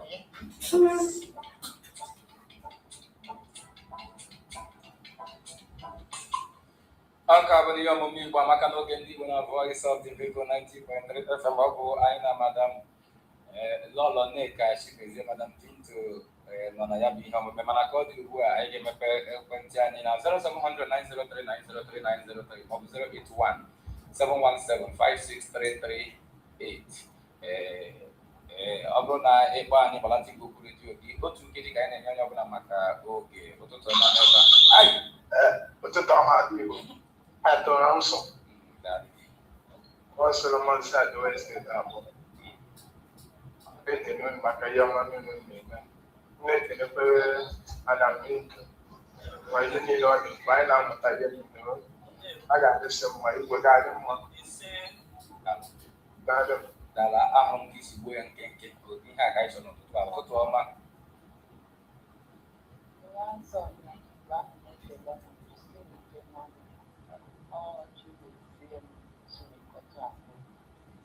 Biko, ka m kelee ọga kelekwa enwere nwanne anyị nwoke setịrị 5,000 ọgwụgwe okwu na redio. So kamgbe a na-akpọkwa ka m banye na ana m abara ka ọ na kelekwa ikpolo ya taa.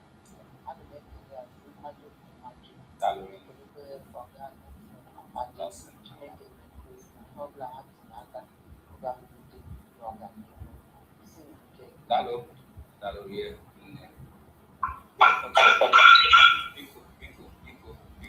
Oh, hello. Agbanyego m ya. Agbambụrụ na esi na ya bụ ana m ekele Madam Bintu. In fact, ebe ọbụla ọ pụtara na-ekwu ọ na-enye anyị mgbanwume banyere etu anyị ndị Igbo etu ya ọganihu etu Igbo esi wee gaa iji eme ka anyị ga-akụzi ka akwụrụ ụlọ agwụ anyị gwana na ekwensu ihe ebe asị na ekwensu na-eme ihe ekwensu na-eme looking for to devour. So ewu ndị na-abịa ebe na ime na-agasịrị wee na-acha ka ọgwụ dosie ike ọnya aka ekwensu na-eji agba mgba It was up there. The man get out there, no, you will never get responsible callers now. People that come and some of them be buying them now. Call and ask sensible questions. You know, call you. From that Nigeria, where it was a woman and then they make construction. And they say construction. Maybe I call you.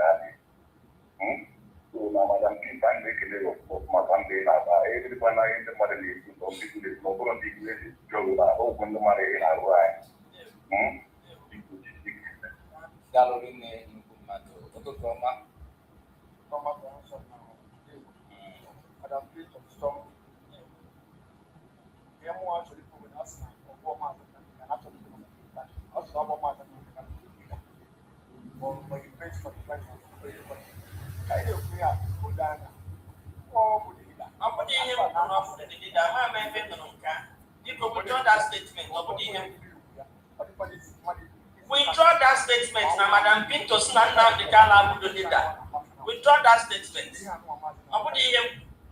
So withdraw it as Nnamdi Kanu, leader of indigenous people of Biafra.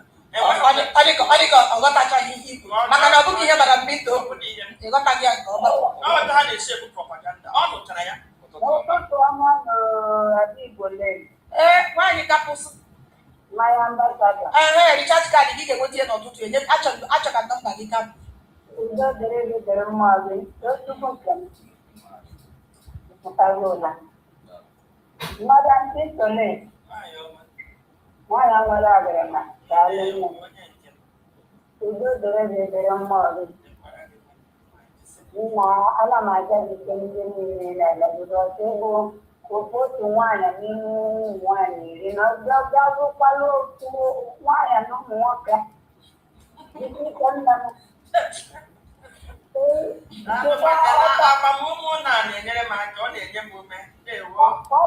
ọtọgba gị bịa nne biko na ọbụrụ gị mere ụwa ọbụrụ gị mebiri ya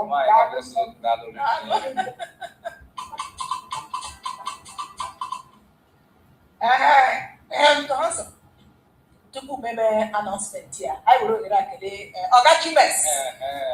This is the funny thing that even when they call them, no responsible call is coming in. Nobody will come and speak responsibly. No responsible call is coming in. I go to Rosiki, Mazi Chimes, when I want your also the idea. So I will go one bomb. But they may lie. Ghana case medical concept. You're the original. If we give us a Kebere Mamadi announcement here. Up by the Mazelos Namadi. Mazelos Namadi Kurobo was the Mamadi Kebere announcement here. Makanabu Mamadi G8,000. Bado Mazi Los Namadi na birthday.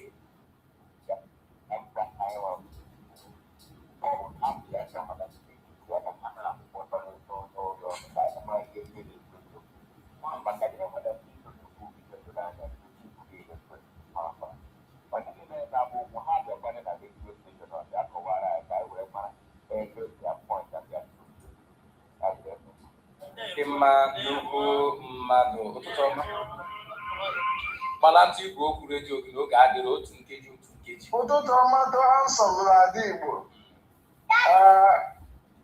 Madam Peter ekele m gị. Aha m Broshik obodo Sochede akpọ. Biko, Madam Peter, the last time ị bịara, mgbe ị bịara, ị gwara anyị sị na ibutere IPOB and ebute a member of IPOB. Listen, a member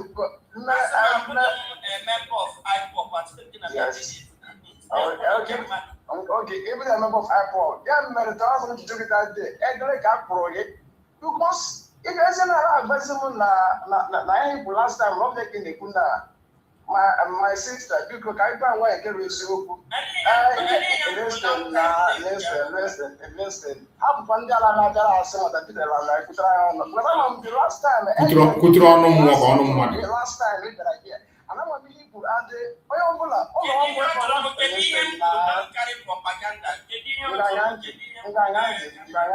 If I'm not calling about the Kanu and his family, all I do see is do some never.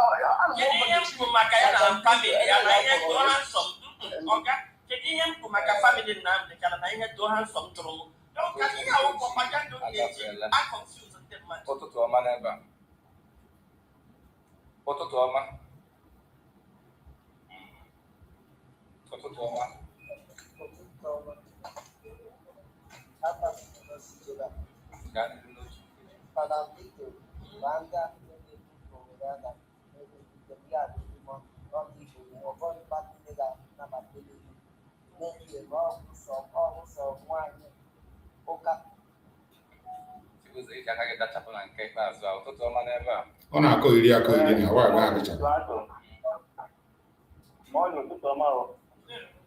Some of our people are just stupid.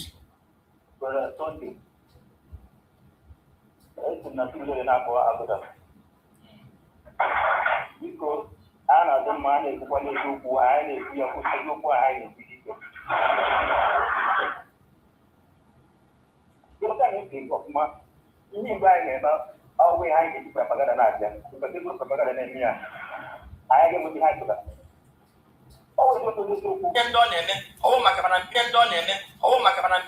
So I owe you or any other person no apology. Ọ gaghị ekwe mmadụ bụ okwu. I will stay here and allow you to lay allegations from me. I will not tolerate it. She doesn't want to apologize now. Very proud idiot.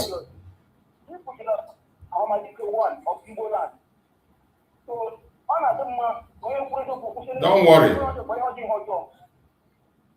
Her life will destroy her. Don't worry, my brother. Let her be. Don't beg her to apologize.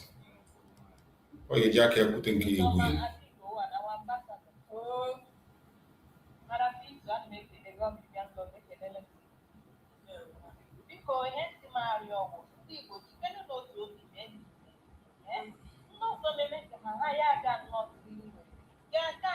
Look at the woman that is destroying it. Talk to her directly. I cause an indirect talk down. The woman will destroy her. Look at her there. I wish I can get access to make such call.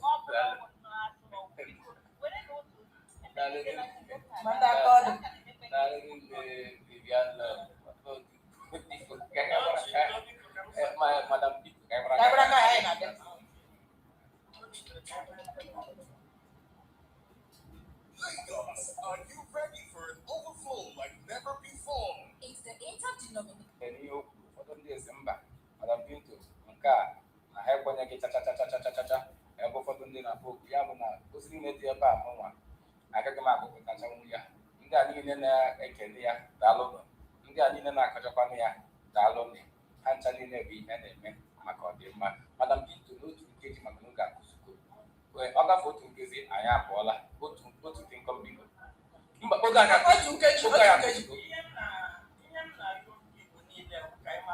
Number one, to your own safety and future first. This woman is an idiot. Resist any as IPOB. Only popular advice in the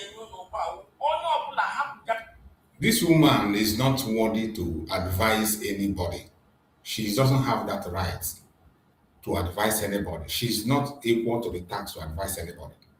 So I can't listen to that nonsense she's talking. Tomorrow I will still visit this her idiotic and nonsensical statements that she made. And we will continue to debunk and bring their lies out. a woman who has been paid to destroy the image of Biafra. You are not a Biafra agitator. You are not a member of IPOB. Why are you bent on destroying what others have built? Why are you bent on destroying what the people have put in place? Why are you fighting so hard to destroy what the people have built? It is sad, but we must continue. For state police, but first, they want conditional safeguards. Former generals expressed concern over Nigeria's counter-insurgency struggles.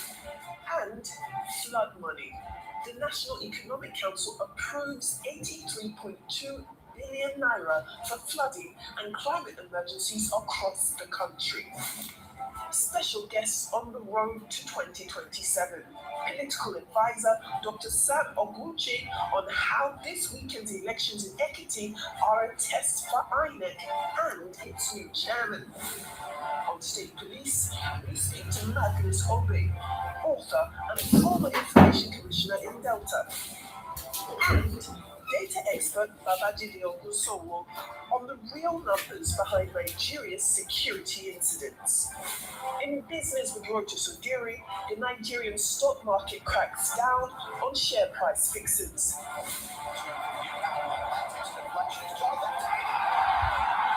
In sports, with Aaron Akerijola at the World Cup in Houston, Canada put 6 past 9-9 Qatar as 2 of their players were sent off. South Africa get their first point, and Mexico become the first host country to qualify for the last 32.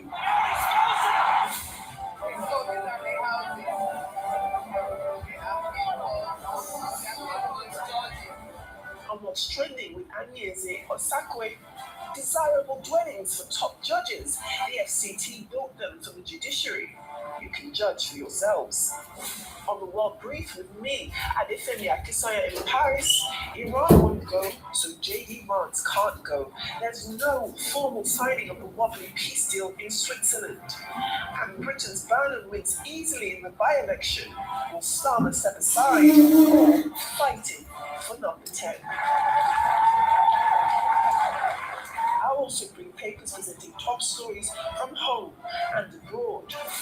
All of this coming up with Dr. Ruben Abati, Ayo Mairo Esse, and Rufai Oseni. This is The Morning Show.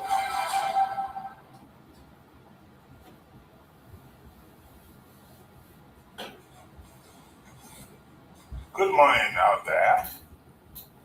Good morning out there. We begin the news today with Nigerian governors calling for constitutional safeguards to guide the proposed establishment of state police. The governors called for the proposed legal framework for state police to be constitutionally sound and consistent with the principles of federalism and the protection of citizens' rights. Speaking on behalf of the forum, Ogun State Governor Prince Dapo Abiodun said the governors received briefing from a delegation from the Office of the Attorney General of the Federation on the ongoing efforts to establish state police. He notes that continued collaboration and consultations will strengthen the state's collective position on the initiative. The forum received a presentation from the NGO Secretariat and the delegation of the Honorable Attorney General of the states on efforts to support establishing state police in Nigeria. He noted the dedicated consultation with the Attorney General to review the proposed constitutional amendments and frameworks. Governors emphasized the need for the state police to be constitutionally sound and aligned with federalism and citizens' rights. The forum noted the collaborative efforts and added that the consultation outcomes will strengthen the state's collective position. The forum received a presentation from the Federal Ministry of Budget and Economic Planning on progress under the National Nutrition 774 initiative called the N774. The forum, therefore, reaffirmed the governor's commitment to improving nutrition outcomes and reducing child malnutrition across Nigeria. The forum also noted the ongoing work on the National Nutrition Bill and encouraged continued engagement with relevant stakeholders to strengthen the legal and policy framework for nutrition governance. Still on the Fed meeting, about 500 billion naira was deducted from the Federation Account Allocation Committee revenue for May 2026 to fund a national security emergency intervention. The deduction was made before... It wasn't an unusual scene before the federal... The deduction was made before the monthly revenue sharing exercise among the federal government, states, and local government councils, according to senior officials privy to the FAC proceedings. Meanwhile, colleagues, friends, and associates of the late Director of Defense Information, Major General Abubakar Rabi, retired, has called for urgent reforms in Nigeria's security architecture following his death in the hands of bandits after being kidnapped in Katsina State. The group made the call yesterday while mourning the retired military officer who died after being abducted alongside his wife, Hajia Amina, around the Matazu area of Katsina State.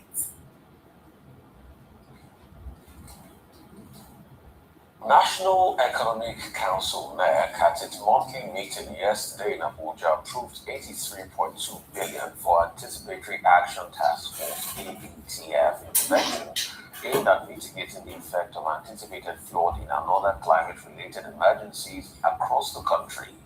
Chairman of the Council, Vice President Kashim Shettima, called on the states to work with the federal government in resolving the logistical and compliance barriers that prevented farm produce from reaching international markets.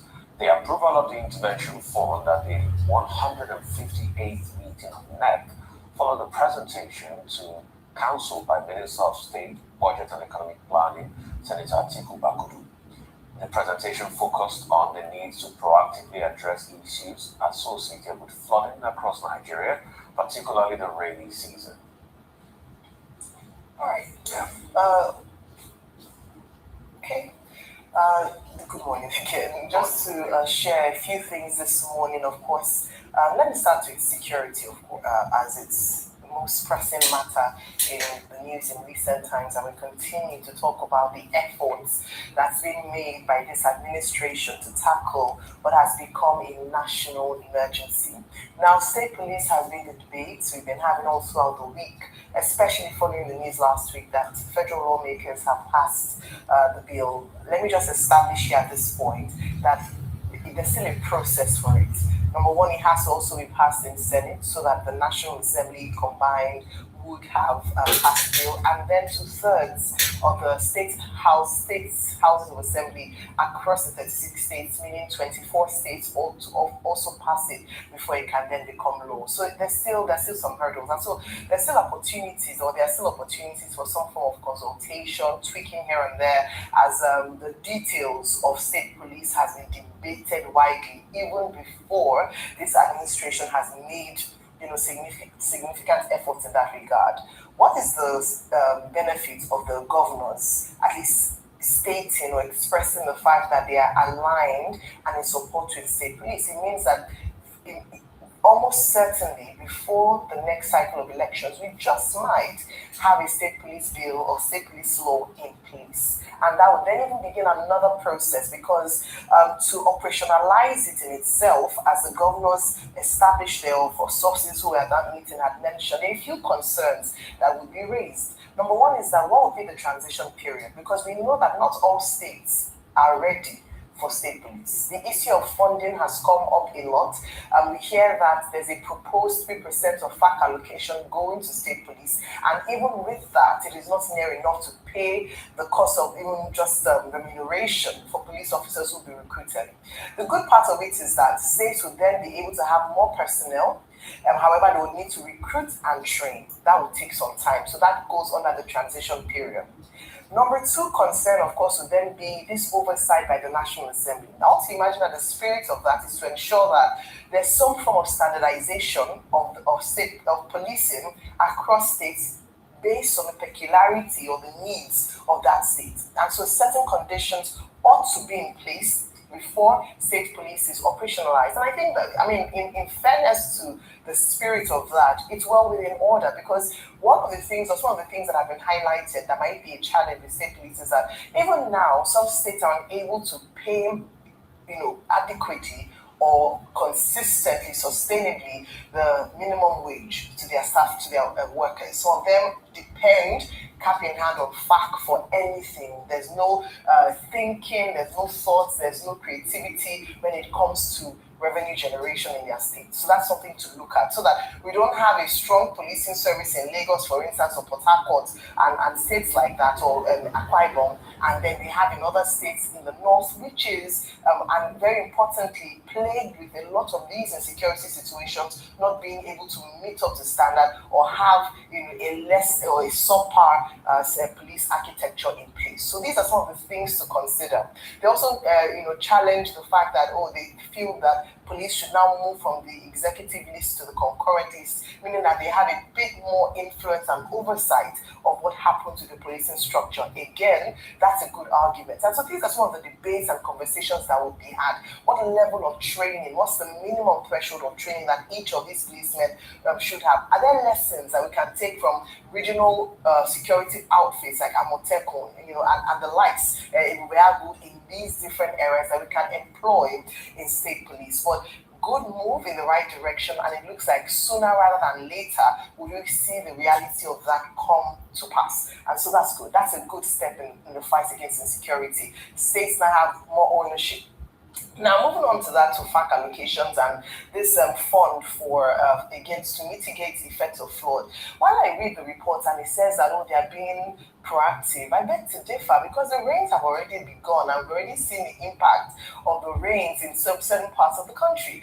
Social media is awash, pun intended, with videos of the impact. I mean, look at what you can see on your screen. Some of these things have happened this year.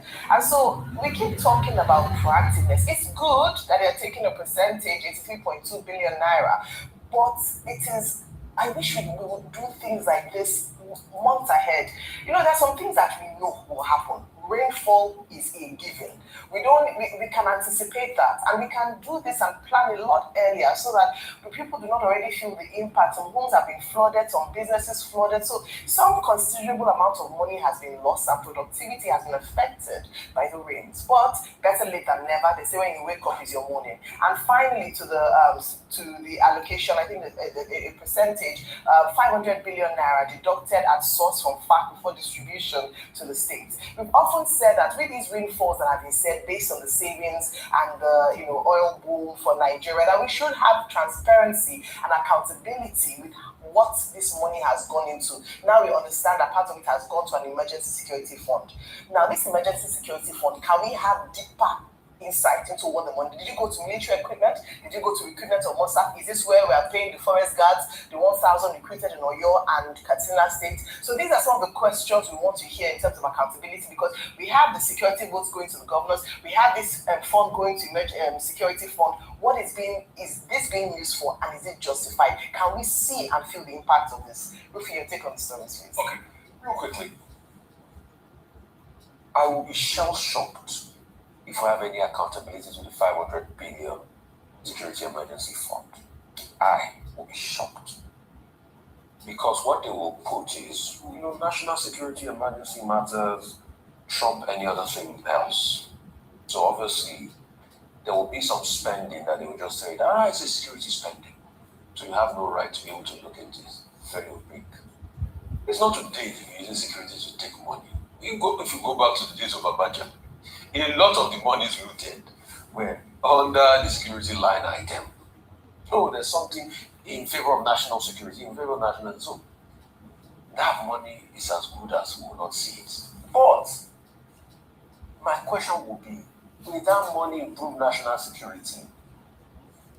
Our kids have been in the bush. When are they going to come home? I pray they come home. I don't know why. I just have that belief that they will come home at some point soon. I just have that belief. I don't want to think that story is going to end sadly. I just have that belief that it will come home soon. What about those in Borno? Because I think the focus is about those in Oyo. What about those in Borno? I'm not hearing a lot of focus on that. So even if we get this money and we spend the money, are we going to see results? Because it's not today we will spend money on national security. Over 2 billion. Yeah. If I say that over today, they'll say, look at what other countries are spending on national security. Look at what America is spending. Look at what it is spending. The question is, did we spend much when we secured this country many years ago? That's the question I want to ask them. You can't compare yourself with America. So let's stop saying, look at what America. You should be able to spend within your range. You can't compare yourself with America. To get one soldier out of Iran, America spent over $500 million, destroyed planes and all of that, to get one soldier out of Iran because they wanted to prove a point. We can't spend that. I mean, General Rabi was in kidnappers' custody before he sadly passed. We couldn't get him out. So at least, but the small we are spending, we have accountability. We should not wake up one morning and see stories in the newspaper of corruption like we used to hear back in the days in the military, and how money have been spent. So that 500 million, we have accountability, just like the 8 billion, just like the other 83 billion they are taking for emergency flooding and all of that. And there are some things that try as regards ecological matters in Nigeria. We know it will rain around this time. We know it will overflow. And when God wants to butter our bread, we know Lagdo Dam will open Lagdo. And the flooding will increase. And that will happen at some point when the Cameroonians decide. So we know these things will happen. These things that will be happening for many years, maybe after every 5 or thereabout years. But the question is, what is the capability of our dams across the country? What is the capability of our ecological system? What is the ecological roadmap? We have something called ecological fund every year. That thing is a fund where people just siphon. Look at. Welcome back to the morning show here on the Rise News. Nigeria has seen a spike in insurgency this year. We've witnessed abductions and terrorist activities in various parts of the country. The nation today stands at a troubling crossroads. From rural communities to urban centers, from highways to schools, insecurity has cast a long and ominous shadow over the national landscape. Joining us on the show to take a look at the security data for the year 2026 is Babajide Ogunsanwo, founder of the Fact Box Company and Leadership by Data. Good morning, Mr. Ogunsanwo. Thank you so much for joining us.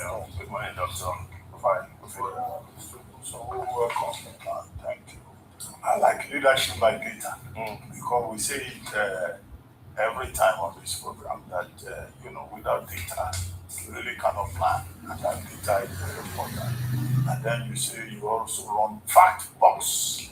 Sitting next to you is Rufus, who talks about empirical facts.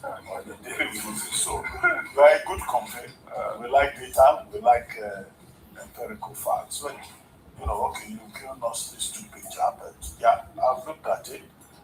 In summary, you seem to be saying, like the president of Nigeria, that in terms of cases of terrorism, Nigeria has seen a downward trend. But there are some other data providing agencies who insist that on the contrary, in fact, the situation is worsening. We are having more terrorism-related deaths, and the government is not doing enough. Where you are sitting now, somebody just stood up from there, Magnus Nipe, that's his name, saying that in fact the kinetic approach has failed us in this country, and we need to think of other approaches. He is recommending something not related to data, but just to say that there are other people thinking in other directions. But okay, if you could just take us through, what you have found from your own research and your methodology, because other people who are in the same market with you will be interested in the methodology that you used, and maybe they may learn 1 or 2 things from your own methodology that aligns with the conclusions of the president of Nigeria. Thank you, Doctor.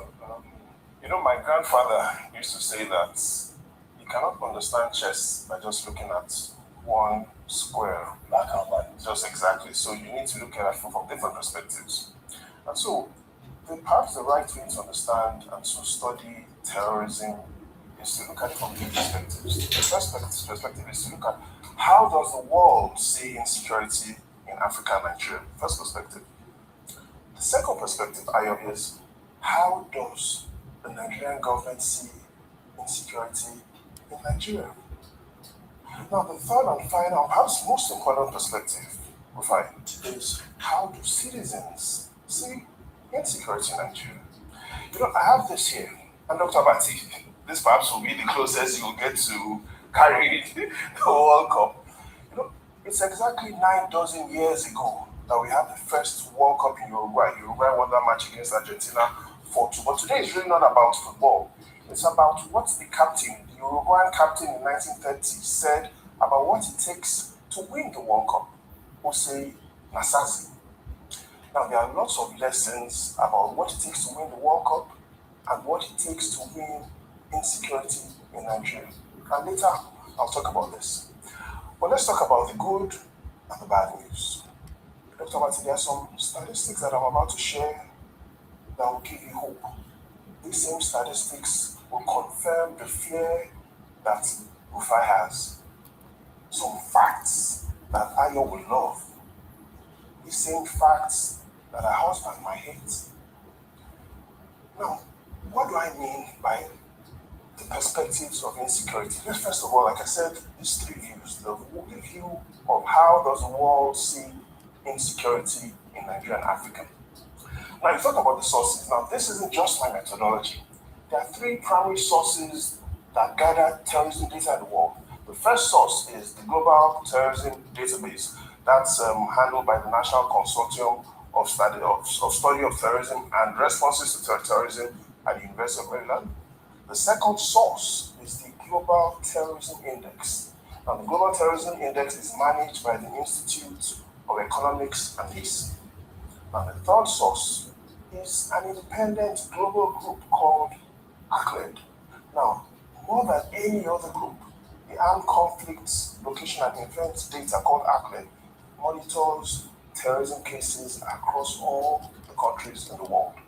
So let's take a look at how the world sees Nigeria and Africa from the perspective of terrorism. And if we take a look at that source from the Global Terrorism Database, and if we look at it from an annual perspective, here's what you find. They say in 2015, Nigeria was ranked the second most terrorized country in the world. As of 2015, only Iraq was ranked higher in terrorism than Nigeria. The good news is, in 2019, we saw a bit of improvement. Nigeria became ranked 4th in the world. According to the Global Terrorism Index, they say that as of 2019, we had moved to 8th. Now, the challenge is, we've seen a bit of an improvement 2015 to 2019. The challenge now is see the reversal. According to the Global Terrorism Index, they say we are no longer 8th, we are now back to 4th. So the concerns are, we have seen a period where we're improving in terrorism, and they say things are getting worse. The Global Terrorism Index. Have they heard of the children of Oriwe or the children of Askra Uba in Borno State?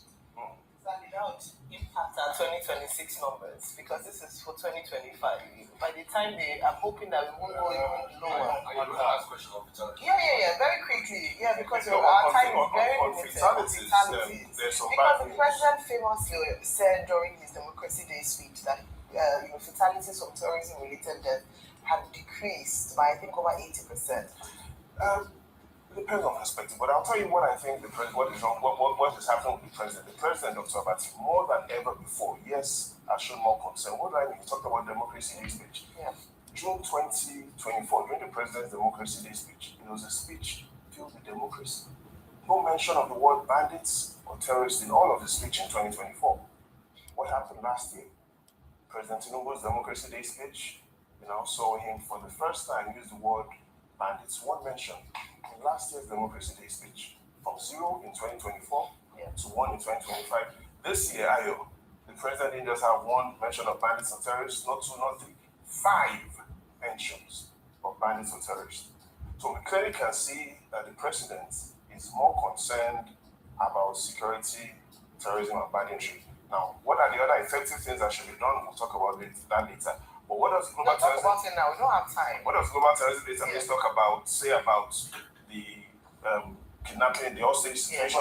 What they clearly have shown is that we are seeing a rise in the number of hostages in Nigeria. From their evidence, they say that 2024 there are 455 hostages taken in Nigeria in 2024.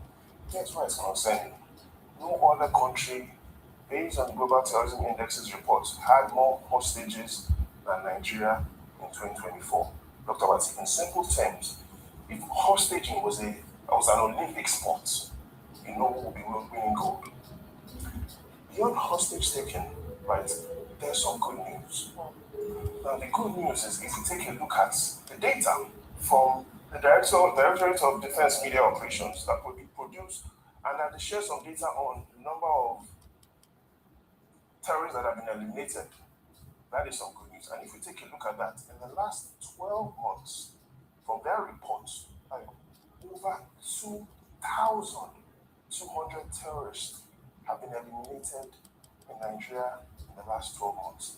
And what does 2,200 eliminations really mean? It means on an average, in the last 12 months, every morning in Nigeria, an average of 2 terrorists are eliminated. On an average, every afternoon in Nigeria, an average of another 2 terrorists are eliminated. Every night in Nigeria, an average of another 2 terrorists are eliminated. And so that has been our run rate of elimination of terrorists. So good news is the armed forces and security agencies are eliminating terrorists. And they're also rescuing a lot of citizens that have been kidnapped. Again, if you take a look at that data, Rufai, on citizens that have been rescued, the report shows in the last 12 months, over 3,100 citizens have been rescued. So my problem with data sets is because I'm also a data person, you know, at least. We started this journey not today. Yes, sir. My problem with even the data that is being sourced by ACLED is reporting and under-reporting thresholds. So today we don't calculate the under-reporting thresholds of incident reporting. That's one problem I have with ACLED. And secondly, what I call the reporting points and parameter, or the floating points for reporting, is also problematic. So I'll give you an instance. Except the majors, when you mean the major, traditional media outfit reports it and it picks it up, and you can see through an algorithm that records it. Reporting thresholds are always very low. So there are many insecurity cases that I've reported in very small and regional papers, or it's just community talk and everything. It never gets out to mainstream. That is right. And it's not also captured. What can we do to make it fair? So take for instance, the military court doesn't give a report to kill 2,000 or 1,000. Who verifies the number of people killed? So the reporting threshold is always a problem for me as regards knowing the full picture of the insecurity thing going on. So you're right, and ACLED also points to that in a lot of his reports, whereby he talks about the limitations of its methodology.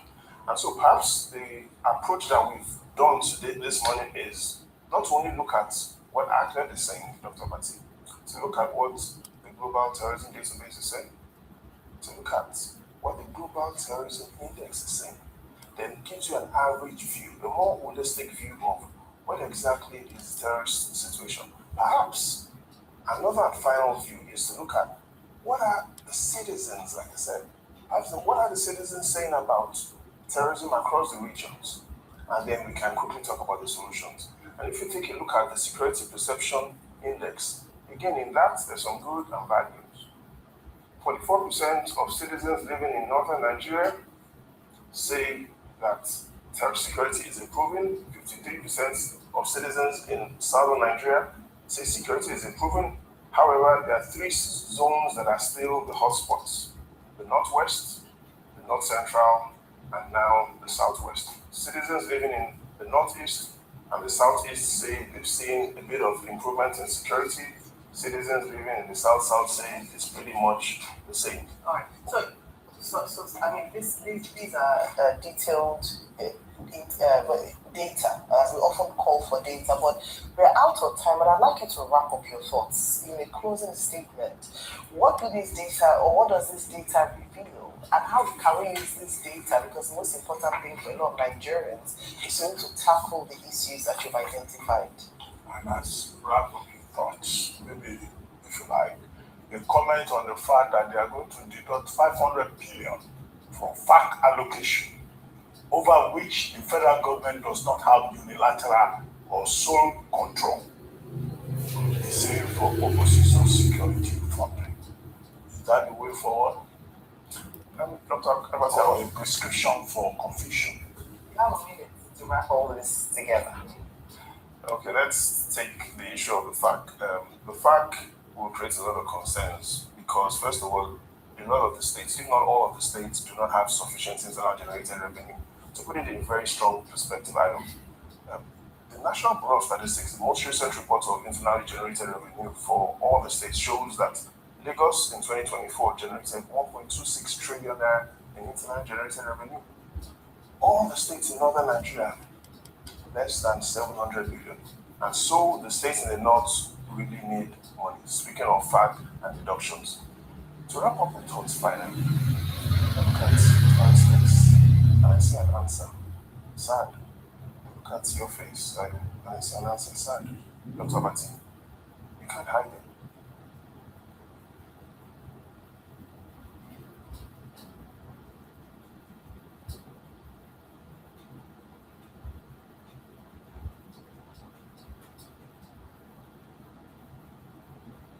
Of the issues and Voice of the People television. I will bring you the most important and pressing issues shaping our nation today. I'm your host, Nnamdi.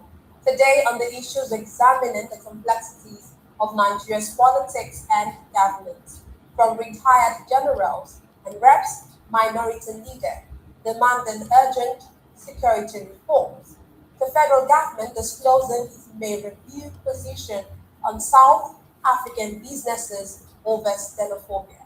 Also, NDC defends loyalty affidavit, insisting it will curb defection.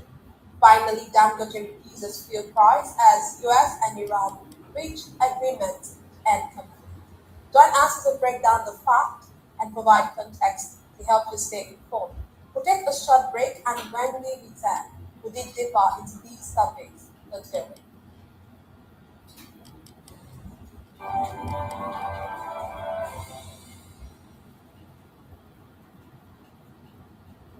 Welcome to Romeo Pizza.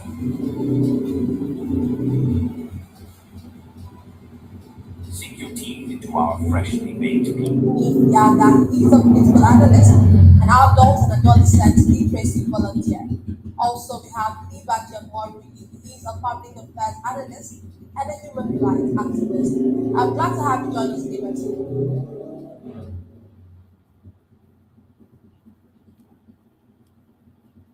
Glad to have you join us. Can you hear me? Unmute your device so I can hear you. Okay, Amy, can you hear me? Glad to have you join us. Good evening. I believe it's US. Yeah, good evening. Okay, let me start with you. Retired generals, I'm sure you've been following the security situation in the country. You saw how just over the weekend, a major general, a retired major general who used to be the director of communications in the military, was killed. Of course, rather not was killed. He died in the custody of the bandits who had abducted him and his wife, made cuts in his eyes, and he eventually died in their custody. And now, retired generals are calling for security reforms. And what do you make of this? It's an admission that our current strategy is not working. General is a sad one to every Nigerian. After all the services he has provided to us, the securing life and property that are and our territorial integrity. I think it's really a sad one. My condolences to his family and the people of the state. Having said that, I think one thing we must understand here is that we are working in a situation that has to do with a kind of a guerrilla warfare. Some of the people we are fighting today, they live around us, they live among us. Some, the issue of terrorism is not only on the face. However, there are ways we can actually rejig our security architecture and ensure that we capture the situation and tackle it squarely. So for them to come for a reform, I think I support them. We need to rejig the security and architecture to ensure that we meet the current need. If we continue to remain stagnant and work with the old ways, I think we might not necessarily achieve all we actually want to achieve to ensure the state of tranquility in our society. However, when we talk about reforms, sometimes it is the grammar that people are looking at. Some people will even tell you that it is the overhauling or just stack the entire security personnel. It is not like a reform. We are talking about taking with the system. Is there any adjustment we need to make? Is there anything that we are doing that is not right? Is there anything we need to do that we have not been doing? These are the questions that the reforms, that we are aiming for, and I believe the general also calling for, the company trying to capture. If you check the current security personnel today, I think we are looking at the total security personnel, which include the military, the police, and the paramilitary. We are looking at 500,000 to 200,000 personnel, which is inadequate to the number of persons that we have in Nigeria. We're thinking about 200 million population today. How we just 500,000 or 600,000 security personnel were able to secure the territorial integrity, also tackle the internal, the domestic security challenges. So we need to change the system. And I think the Nigerian police force today, I think we are looking at about 371 personnel. The Nigerian Army, we are looking at about 460,000. Then for the Nigerian Navy, it's about 30,000. The Nigerian Air Force, about 18,000. And the paramilitary, we are looking at about 100,000 security personnel. So put all of this together. There is need for us to recruit more. There is need for us to have people who will actually work with the seal of patriotism in safeguarding life and property of Nigerians. So I support them if we call for a reform, and the reforms will capture all. As we are reforming the architecture, also reform our mindset, because the problem also linked to attitude problem in Nigeria. Check the way people behave today. Yesterday, you saw some group of persons who were everywhere defending the atrocity of IPOB and ESN in the South. Why? Because they felt that the Southeastern or the people who were involved in that security challenges, they are people, so there is need to defend them. Then you come to the South and the era of militancy. You saw how people were defending the activities of militants. You saw how when Boko Haram started in the North, you saw how people were seeing it as a problem that came, to consume the Christians, and not the Muslims. But later the team became a possible monster that consumed everybody, irrespective of your tribe, your religion, or whatever thing you do. So you see, if we can also work on the attitude of Nigeria to see that yes, we belong to Nigeria and we have a responsibility, which the Constitution calls obligation, to defend the power and prestige of this nation by living a patriotic form of life where I will see Nigeria first. It is not that my ethnic group first, it's not that my religious group, but I belong to Nigeria first before I belong to any other ethnic group or any religious group. If we are able to work on this attitude, I think it will also help us, because we need the right attitude. Often the time people will always refer to we call it the sinner crime, referring to the Western economies. And we think for the people there, the way they behave, the way they talk, the way they see their nation is different from the way we see our nation. The way your own nation treats you, see the way they treat them. Their fundamental rights. It's a bunch of idiots that very good in taking example that doesn't have anything to do with them. So it's really a problem. We can also work on our attitude. Very quick to go and take example. The way other Western worlds treat their citizens, this is the way you treat your own citizens. We have this situation in our country. Then the other one that also need to as we look at reform is the value system. In those days, we get to your community and somebody also where the not around wealth and other people will call this question. They want to investigate. They want to know how we use create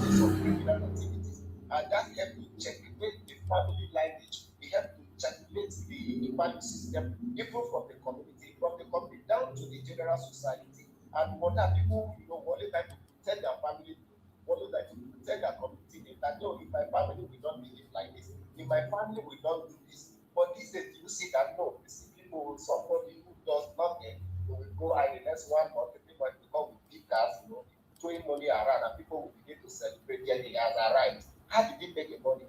Nobody wants to know if he's involved in kidnapping, if the person is involved in terrorism, in one form of looting. We don't want to understand this. We don't care. We just believe that no, that is the responsibility of government. We have nothing to do. The religious houses that are preaching in those days when they say don't do this, whether the church, the monks, or the traditionalists, they say we don't do this, don't do this. And we preach what is emphasize honest living, we emphasize love for one another. All of this is no longer there. So if we look all these things and put together with that greed that we saw in the lives of politicians and some of the elite who want to put everything that belongs to the society for their personal gain to the detriment of every other person, we will see that yes, all of us we have role to play. As we come for the reform should be total, the reform should be holistic. Okay, the reform should be holistic. You're saying that not just the security personnel, everyone, including Nigerians, would actually ensure that our mindsets are changed. But I'll come back to you. Let me come to the studio. We have in the studio with us, we have Mayor John Echefu, who is a public affairs analyst. I'm glad to have you join us, sir.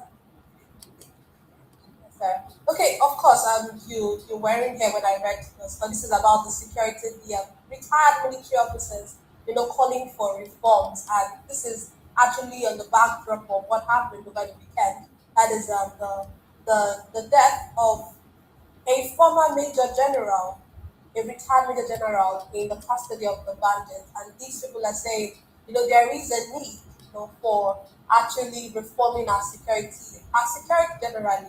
When you look at this, Mayor, would you really say that the country is fighting insecurity or merely managing it?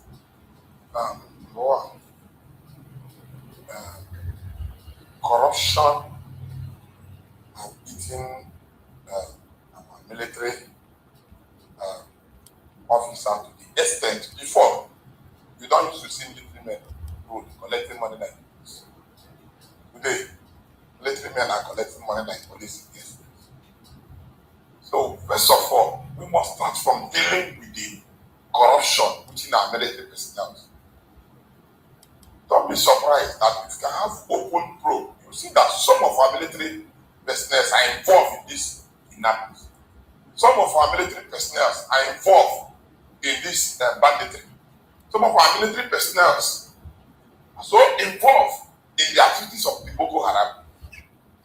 We have seen cases between the herdsmen and the farmers, where the farmers will complain that when the herdsmen attack them, the military will come and block them from preventing them, defending themselves. We have seen in different cases in this country. We have some military men, some bad eggs in the military. We are involved in bad military. We have seen in some cases, we have some military men, bad eggs in the military. You are so involved in our problem. The solution to stop this insecurity in Nigeria is community policy. Because if we are from the same community, we grow together. I know their parents, you know my parents. I know their character while we are in the secondary school and primary school. And I'm among the security in the community. When a stranger enters that community, the community will know that there's a different man in this community. Today, it's like what is happening in Anambra. We are the governor of Anambra from Logan. He was forming. Who are these people involved? And you see, they keep causing one problem or the other. So, first of all, we need to look into the corruption within our military circle. Who are these generals? Who is in charge of the frontline battles? What are their records? So we need to look at the corruption within the military. You You see what happened after President Goodluck Jonathan. Need to review so many atrocities being committed by the people that are supposed to fight Boko Haram and stop it. They pretended the money, they embezzled the money, meant to fight for security. I tell you, it still continues. That must stop it. Then we need more use in the military. Federal government to look into the improvements of use into the military. You see the level of corruption that is going on. Even people pay bribe. Be recruited into Nigerian military and police. This thing should be open for anybody who wants to join military or police. And make sure that they go through the right trainings. Look at what these guys are doing. They are not kidnapping randomly. Judges, generals are dying in the hands of these bandits. Is appalling. Never say it. Never. This is not the Nigeria that Governor Nnamdi fought for. This is not the Nigeria that Ibawolo fought for. This is not Nigeria that our heroes have fought for. What is happening today is a terrible thing. You know, and thank God that our generals are coming out to come down because a general was involved.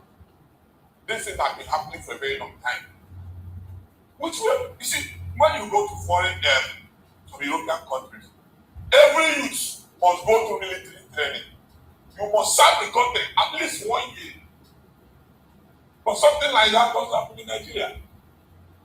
So many people in the country don't have the experience of how they can defend themselves. You know, when the bandit knows that you can defend yourself and he's coming to kidnap you, he knows that it's war for war. So first of all, look into the back ends in the military. We now look into the funding of our military. Where are the money meant for fighting of this insecurity? Is it being channeled the right place? Or are they investing it? Look at governors today. Look at the amount of government are collecting from security votes. What are they doing with those money? Do they give account of those security votes? I think that need to be asked. And that's what I'm asking today. Let the federal government ask the governors where they are putting the money that is being given to them for security votes. They should be accountable to it. I can't just understand what is happening in this country. You can't sleep now and close your eyes. Talk less of driving in the night. They said bandits will come to school and randomly kidnap the whole students. And the bandits people, after this kidnapping, they don't do Willy and disappear. They still walk through the road, enter vehicle, and bring those children to somewhere. I tell you, like President Sani Abacha will say, that any insecurity that lasts 24 hours, there is government interest in it. Government officials who is involved in this bad criminality attitude that crippling Nigeria and want to destroy Nigeria. Because if we did not stop insecurity will end Nigeria. Won't be anywhere. So it's high time the community leaders, government need to empower the community leaders to set up vigilantes within the community that are members of the community, not outsiders. If you are an outsider, go to your own community and work.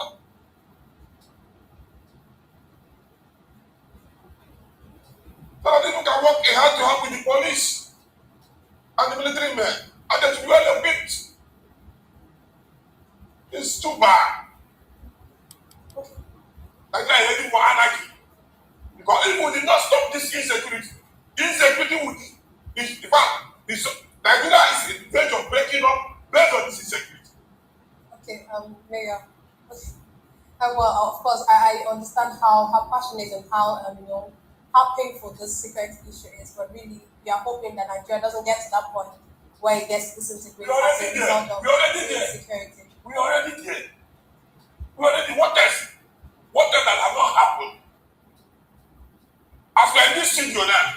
Google as everybody went away for safety. There's so many things going on in this country that they are covering up. There are things I will say in this film now, and Nigeria will say. Okay, well I'll come back to you. Let's go back to our virtual guest. Amy, you're still with us, right? I'm with you. Yeah, you know, one of the things you pointed out is the need for state police, and this has been, looks like it's been on the front burner for a while now. We've seen, the president actually call for the state police. We've seen even the IGP actually at some point he implemented a committee to start the process of state. Even recently, also state governor yesterday also reiterated the need for state police. Also, these retired officers are also talking about state police, but for them, they're actually saying that they don't have a problem with state police, but their challenge is that states that want to establish state police should be financially capable to sustain such organizations, and all states, according to the retired officers, and all states cannot actually afford state police. But we know that these people, these governors have been given, like you mentioned, have been given a lot of money as a result of security votes. But you begin to wonder, what have these money or these monies, what have they actually amounted to? We've not really seen, Nigerians have not seen dividends of those money that have been given to them in large quantity. When you look at it, do you agree with the military officers that state police should just be for those states that are financially capable? And do you also think that, like he said, a state police is the way to go? I think we want to support some of the opinion. The other time I didn't like the data, the number of security personnel we have in Nigeria. And I also find that we need to strengthen them by recruiting more. However, the guest also mentioned something about throwing the system open for people to be recruited to enhance the police system, which is also the state police. I support that, but throwing it open, I think, is also the problem I want to point out right now. If we throw this thing open without conviction, you will also have the roots going into there. People who will not see this state police system as means for creating jobs for their people. And when you have a system that looks like that, just for economic benefit, you will not also achieve the result that you so desire. Because the mindset will become a problem. Those who will be recruited will be seen it as means to earn a living, not as means to provide services. This is where we are getting some of this things wrong. It should be the matter of conviction. Do I have that conviction that I want to engage in security of life and property? Do I see this in Nigeria, my territory, if I am recruited in my state? Do I see it as my home that I want to defend it? Until we have this conviction, and that is why another thing also want to buy the issue of security vote. I don't think federal government is giving any security vote. Security vote is something that the state government allocate to themselves, they are their budgets. And it is true that most of them are using these things to do other things, and they're fighting it, and they are not investing in security situation. Take for instance, Section 11, subsection 2 of the Nigerian Constitution Amendment allows states assemblies to legislate for maintenance of peace and order within their jurisdiction, which is within the states. And that bears what they call Amoteku in the Southwest today. The question I want to ask is this: how effective is the presence of Amoteku in the Southwest today? We have Amoteku in the Southwest, but we still have issue of insecurity. We have kidnapping in Oyo State. Where is Amoteku? So it tells us that it is not just about the recruitment, but for us doing what is needful. And that thing that is needful is the mindset that we always talk about, emphasizing the mindset of Nigerians. The governor of Katsina State, when one of the interviews granted, he was lamenting. He said he learned that in a particular community in Katsina State, the insecurity there was perpetrated by one person who has the voice. So he hurriedly called a security meeting. That security meeting, after they discussed what to do and how to go about it, 5 minutes later, after the discussion, the guy, the terrorist, that deviant behavior, suddenly knew about their plans and what they were about to do. So the question is, who told them that there was a security council meeting? Who told them there was a powerful meeting organized by the governor and they were coming after him? that boils down to the issue of the corruption that the other guys also talked about here. So you might create state police, you might recruit more people here, but will they do the work effectively, Nigerians? So we need to look at it, even as we call for the creation of the state police. I support it, but let it not be something that will be created as means for creating jobs or for generating jobs, but it should be for services, for security of life and property within every jurisdiction. We have state electoral bodies today. How effective are those state electoral bodies? We have state civil servants. Are they being old or not? So that is why I also support the call of the general that only viable states should engage in this. But what about the other states who are also receiving, I think, a triple of their allocation right currently? The more money they get, some are actually sleeping. If you have even in that state police, you have section 11 who allow the assembly of the state to legislate for the peace and orderliness and maintenance of public safety within your state. Are you governor? You are doing nothing, and what you do is to point at the federal level that they are in the chief security officer. What about you? You also the chief security officer at the state level. The local government chairman is the chief security officer within that local jurisdiction. So how many of them are actually invested in this? This is why I call on Nigerians to hold their public officials accountable. Let us ask questions. Let us ask questions. What are you doing? What have you done in terms of securing your area? What are the contributions from the state and the local government? As we call for the state security state police, I think if we are able to put all these things together, we will achieve some level of peace within our society that will enable us to go out. Then I also want to advise Nigerians, please, let's desist from exaggerating the situation. If we continue to exaggerate, we are creating tension, and that is actually the desire of the terrorists to create fear in the society, to make it look as if the security system has been overwhelmed and they are not in charge. So let us not drive their agenda unconsciously, because if we do so, it is to our detriment. So let us be conscious. Let us be conscious of those things we say, knowing fully well that the enemies will always promote their activities because that is their intent. Okay, thank you very much. I understand that my other guest is in. Glad to have you join us, Liberty Mori. Good evening, thank you very much. I've been here since thank you very much. It's fine. Okay, so let me hear your take on this. The retired officers are, calling for the security reform before we move on to what the minority leader is saying about the Your State abduction. For you, do you actually align with them? They're actually calling for security reform. They're saying enough is enough when it comes to security. Yes. It's very timely and it is very right. It's a step in the right direction. And when I read the story and I watched the press conference, the situation surrounding the abduction of the retired general, and the wife, it was a thing of, I would not say it was a pitiable situation. That a man who served as intelligence officer of the Nigerian army was kidnapped by that, and only God knows how many low-rank officers have passed or soldiers have died via that process and other processes. But one thing we must know as a nation is that we to have military personnel policing our nation, being responsible for internal security of the nation is unconstitutional. It's wrong. It is even a failure on the part of the government that we now have soldiers policing our states, our roads, and our communities. That's even a first source of failure, a first point of failure. And secondly, to be at 27 years after the democratic journey, we see how the military police, the police system in this country, it's a failure.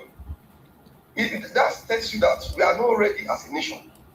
As at now, a man from Zafara who does not know the in and out of Benin will now be posted to Benin to come and safeguard people in Benin. A man from Enugu will go to Lagos to come and become a police officer. It doesn't work anywhere. Because first of all, the person is not used to the terrain, he's not used to, there's language barrier and there's cultural shock. So the argument of state police or no state police is not even an argument we have to be having now at all. If the argument is now, what is the mega framework? How is it going to operate? What are they going to be the governing bodies?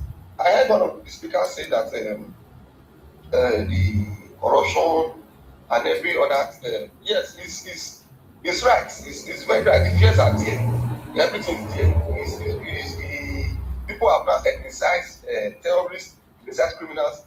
All these fears are there. But right now, this country is in a state of emergency, and state police need to be addressed. And one thing, if you look at the bill or this state police, they said they will take the bill. The bill will go to each state house of assembly for them to look into it, deliberate on it, and tailor it to their own needs.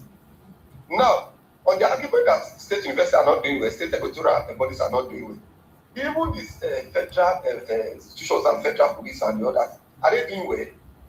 Is it not better for each state to have their own police system, to tailor it the way they want, to get indigenous into the system? And on the argument of whether they are going to be funded or where the funding is coming from or not coming from, we will now ask, what is really fueling this terrorism? What is really fueling this militancy, this kidnapping?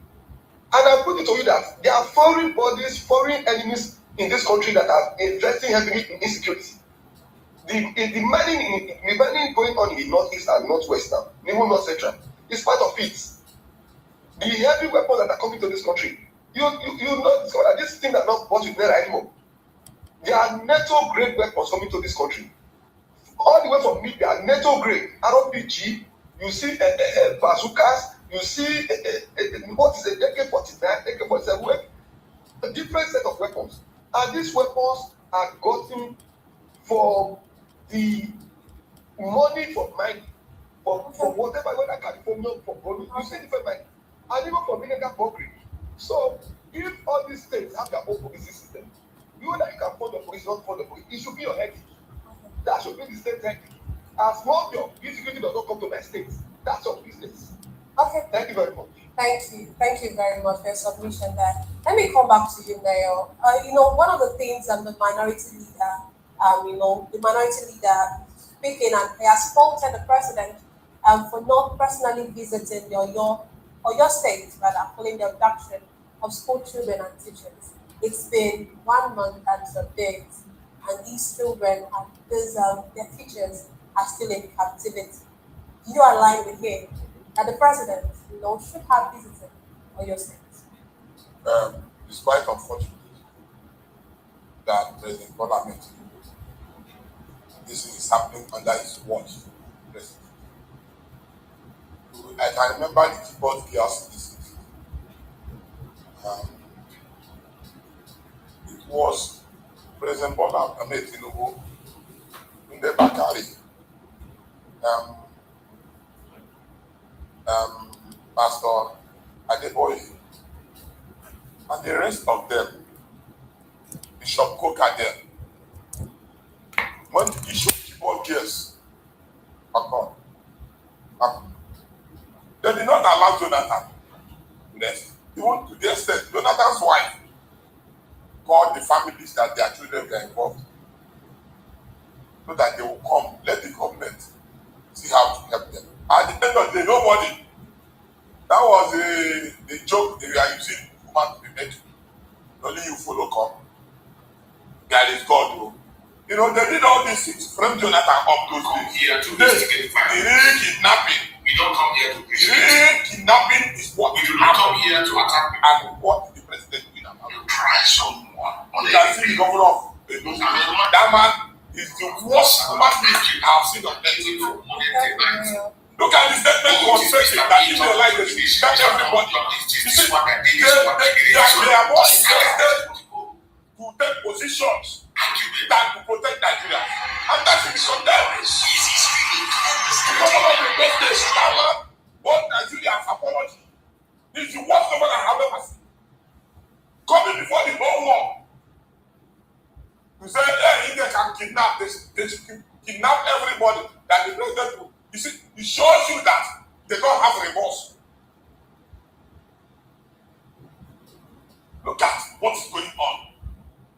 And the president up till now, I'm not taking any serious step.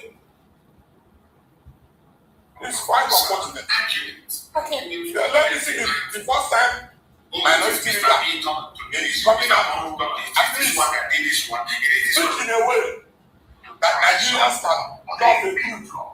Somebody who has a reasonable heart to instigate violence. You are the other majority leader. That is majority leader because he's the majority leader. If you come out to say the truth, his party will bury him. Now they are more interested in ruling Nigeria than protecting Nigerians. Okay, Mayor. And I want to say this: Nigerians should take this opportunity to vote them out to them, because we cannot continue to do the same thing and expect a different result. This set of mindset cannot continue to rule Nigerians. Okay, Mayor, because of time, I need to allow Amy, let me allow you to speak on this issue before I move on to the next conversation, because we're running out of time. But let me ask you this, really.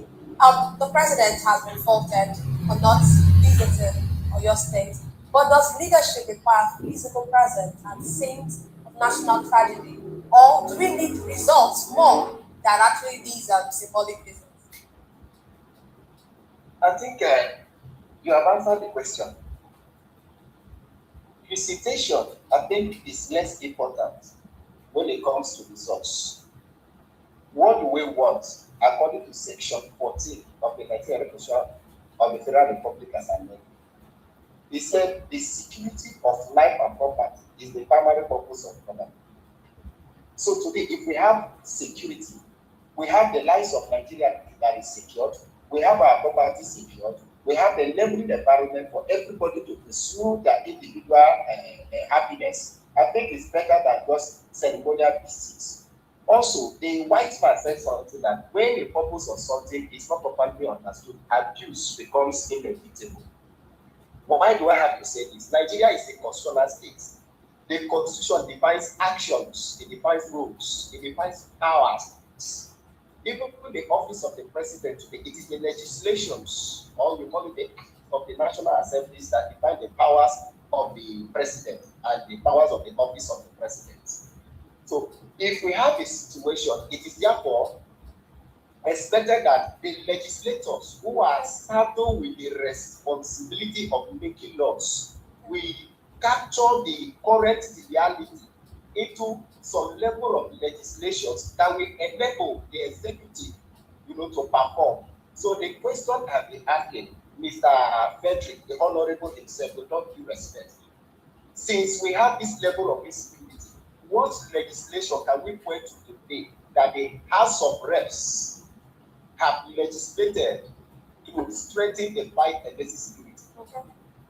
Is there any? Also, I think the Constitution, which is the ground law, stipulates that the president can delegate some of his powers to his appointees. Okay. So if we have the presence of the National Security Advisor, we have the presence of the Chief of Staff to the president in Oyo and other delegation. I think the president has appeared here. Okay. You don't need the president because his power will be exercised for this person is delegated. Don't forget the National Security Advisor is in charge of supervising all the security architecture that we have and report to the president. So that man was there in Oyo State. The Jonathan himself, Dr. Tukul Jonathan, my case man, when T4 gets 29, did he resign from office? No, he was there. And I also want to appeal to Nigeria that we need to understand that politics and governance or service is intertwined. Okay. You can't separate the two. You must have power for you to work. Without power, there will be no authority for you to work. So if people are empowered, it is only then they can show policies that will secure life and property. So these people will always talk about their election and the security of that position for them to have that authority to perform. So I don't think every other person that is talking about their election is out of place because you need power for you to perform. Without power, there will be no authority. Okay, thank you. Let's quickly move on to our next conversation.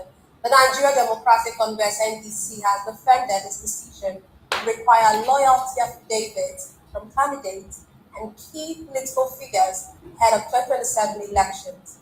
Speaking during a televised interview, the National Secretary of NDC, Ikena Enekwezu, says the party's introduction of an oath of loyalty to candidates will limit defections. It dismissed the claim that the move was unconstitutional, stressing that this is born out of the need to protect the party's institutional integrity by ensuring those elected under the platform stay loyal until their tenure is over. And let me come to you first, Mayor, before I move to Liberty.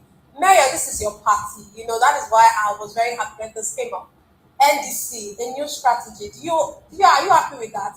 And do you align with them that will actually is actually important for people not to defect after they have been elected into offices? Okay. That is part of the new electoral. Okay. And you see what is destroying this? You said that's part of the new electoral law. Yes. Okay. What is destroying this country is when people are being elected, the next thing they will collect money and they will defect. That shows the level of their sacrifice. Because when you won the election through a party, if you are doing well, it will be credited to that party. It's credit to that party. But what we are seeing today, look at House of Reps, Nigerian House of Reps. How many people that have defected from opposition party to ruling party? Ruling party is only interested to have larger number in the house, so that when they want to pass it, anything that the president bring, won't they pass it? So the lawyer accepted it's okay. But NDC have no problem.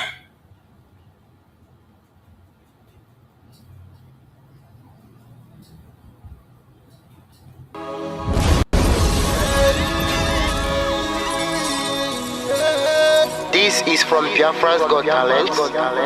We are letting Biafra'S know the reason why we should remember those who gave their lives for us, those who died that we may live. You died to end my suffering. You died fighting for my freedom. Your blood is the seed of redemption. You are my inspiration. The deed no wrong with them, military shots at them. 67 to 70, we remember them.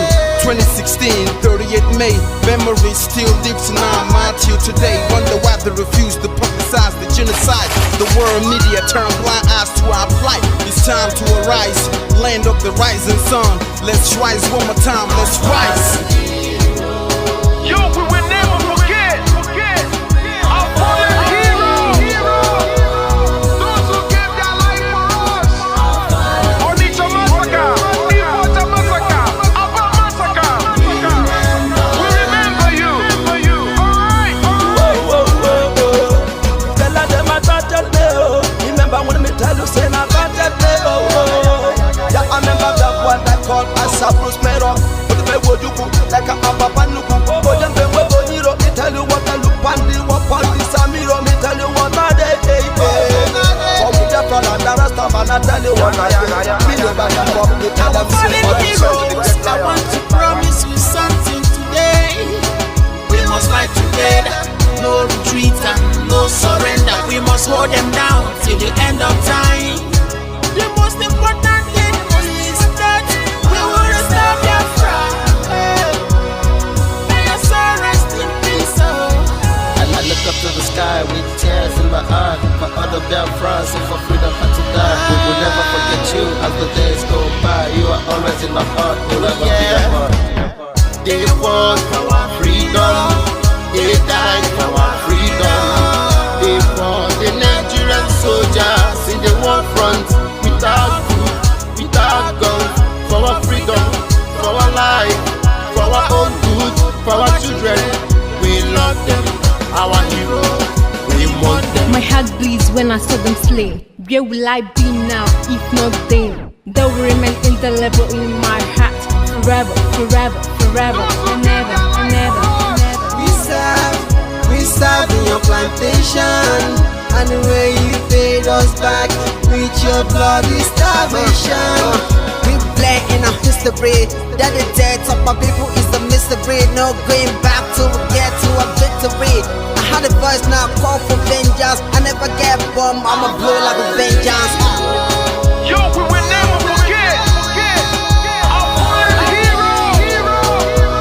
Those who gave their life for us. Onitsha massacre, Iwata massacre, Aba massacre. We remember you. Alright.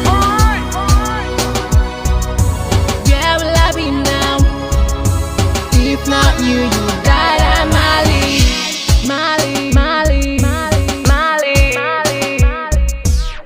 Then we are starved to death because of our freedom, and they paid the debt for our freedom. Flag high for those that died in the genocide, fighting for you and I. There is pain in our heart, we bleeding inside, tears in the eyes of our fallen heroes. This is for my fallen heroes. Give them motivation, people. It's like I'm looking at myself in the mirror. Cause to be a cast, I need to be a nurse. If we did not retire, They paid the ultimate price. They died for me, for the freedom of my unborn child. We live for the legacy. Yo, we will never forget our fallen heroes. Onitsha massacre, Iwata massacre, Aba massacre. We remember you. Alright. Yo, we will never forget our fallen heroes. Onitsha massacre, Iwata massacre, Aba massacre. We remember you. Alright. Yeah, put the flag in the air. Never be afraid. March on, cause we are more than conquerors. Yeah, you know what it is. it's like I'm looking at myself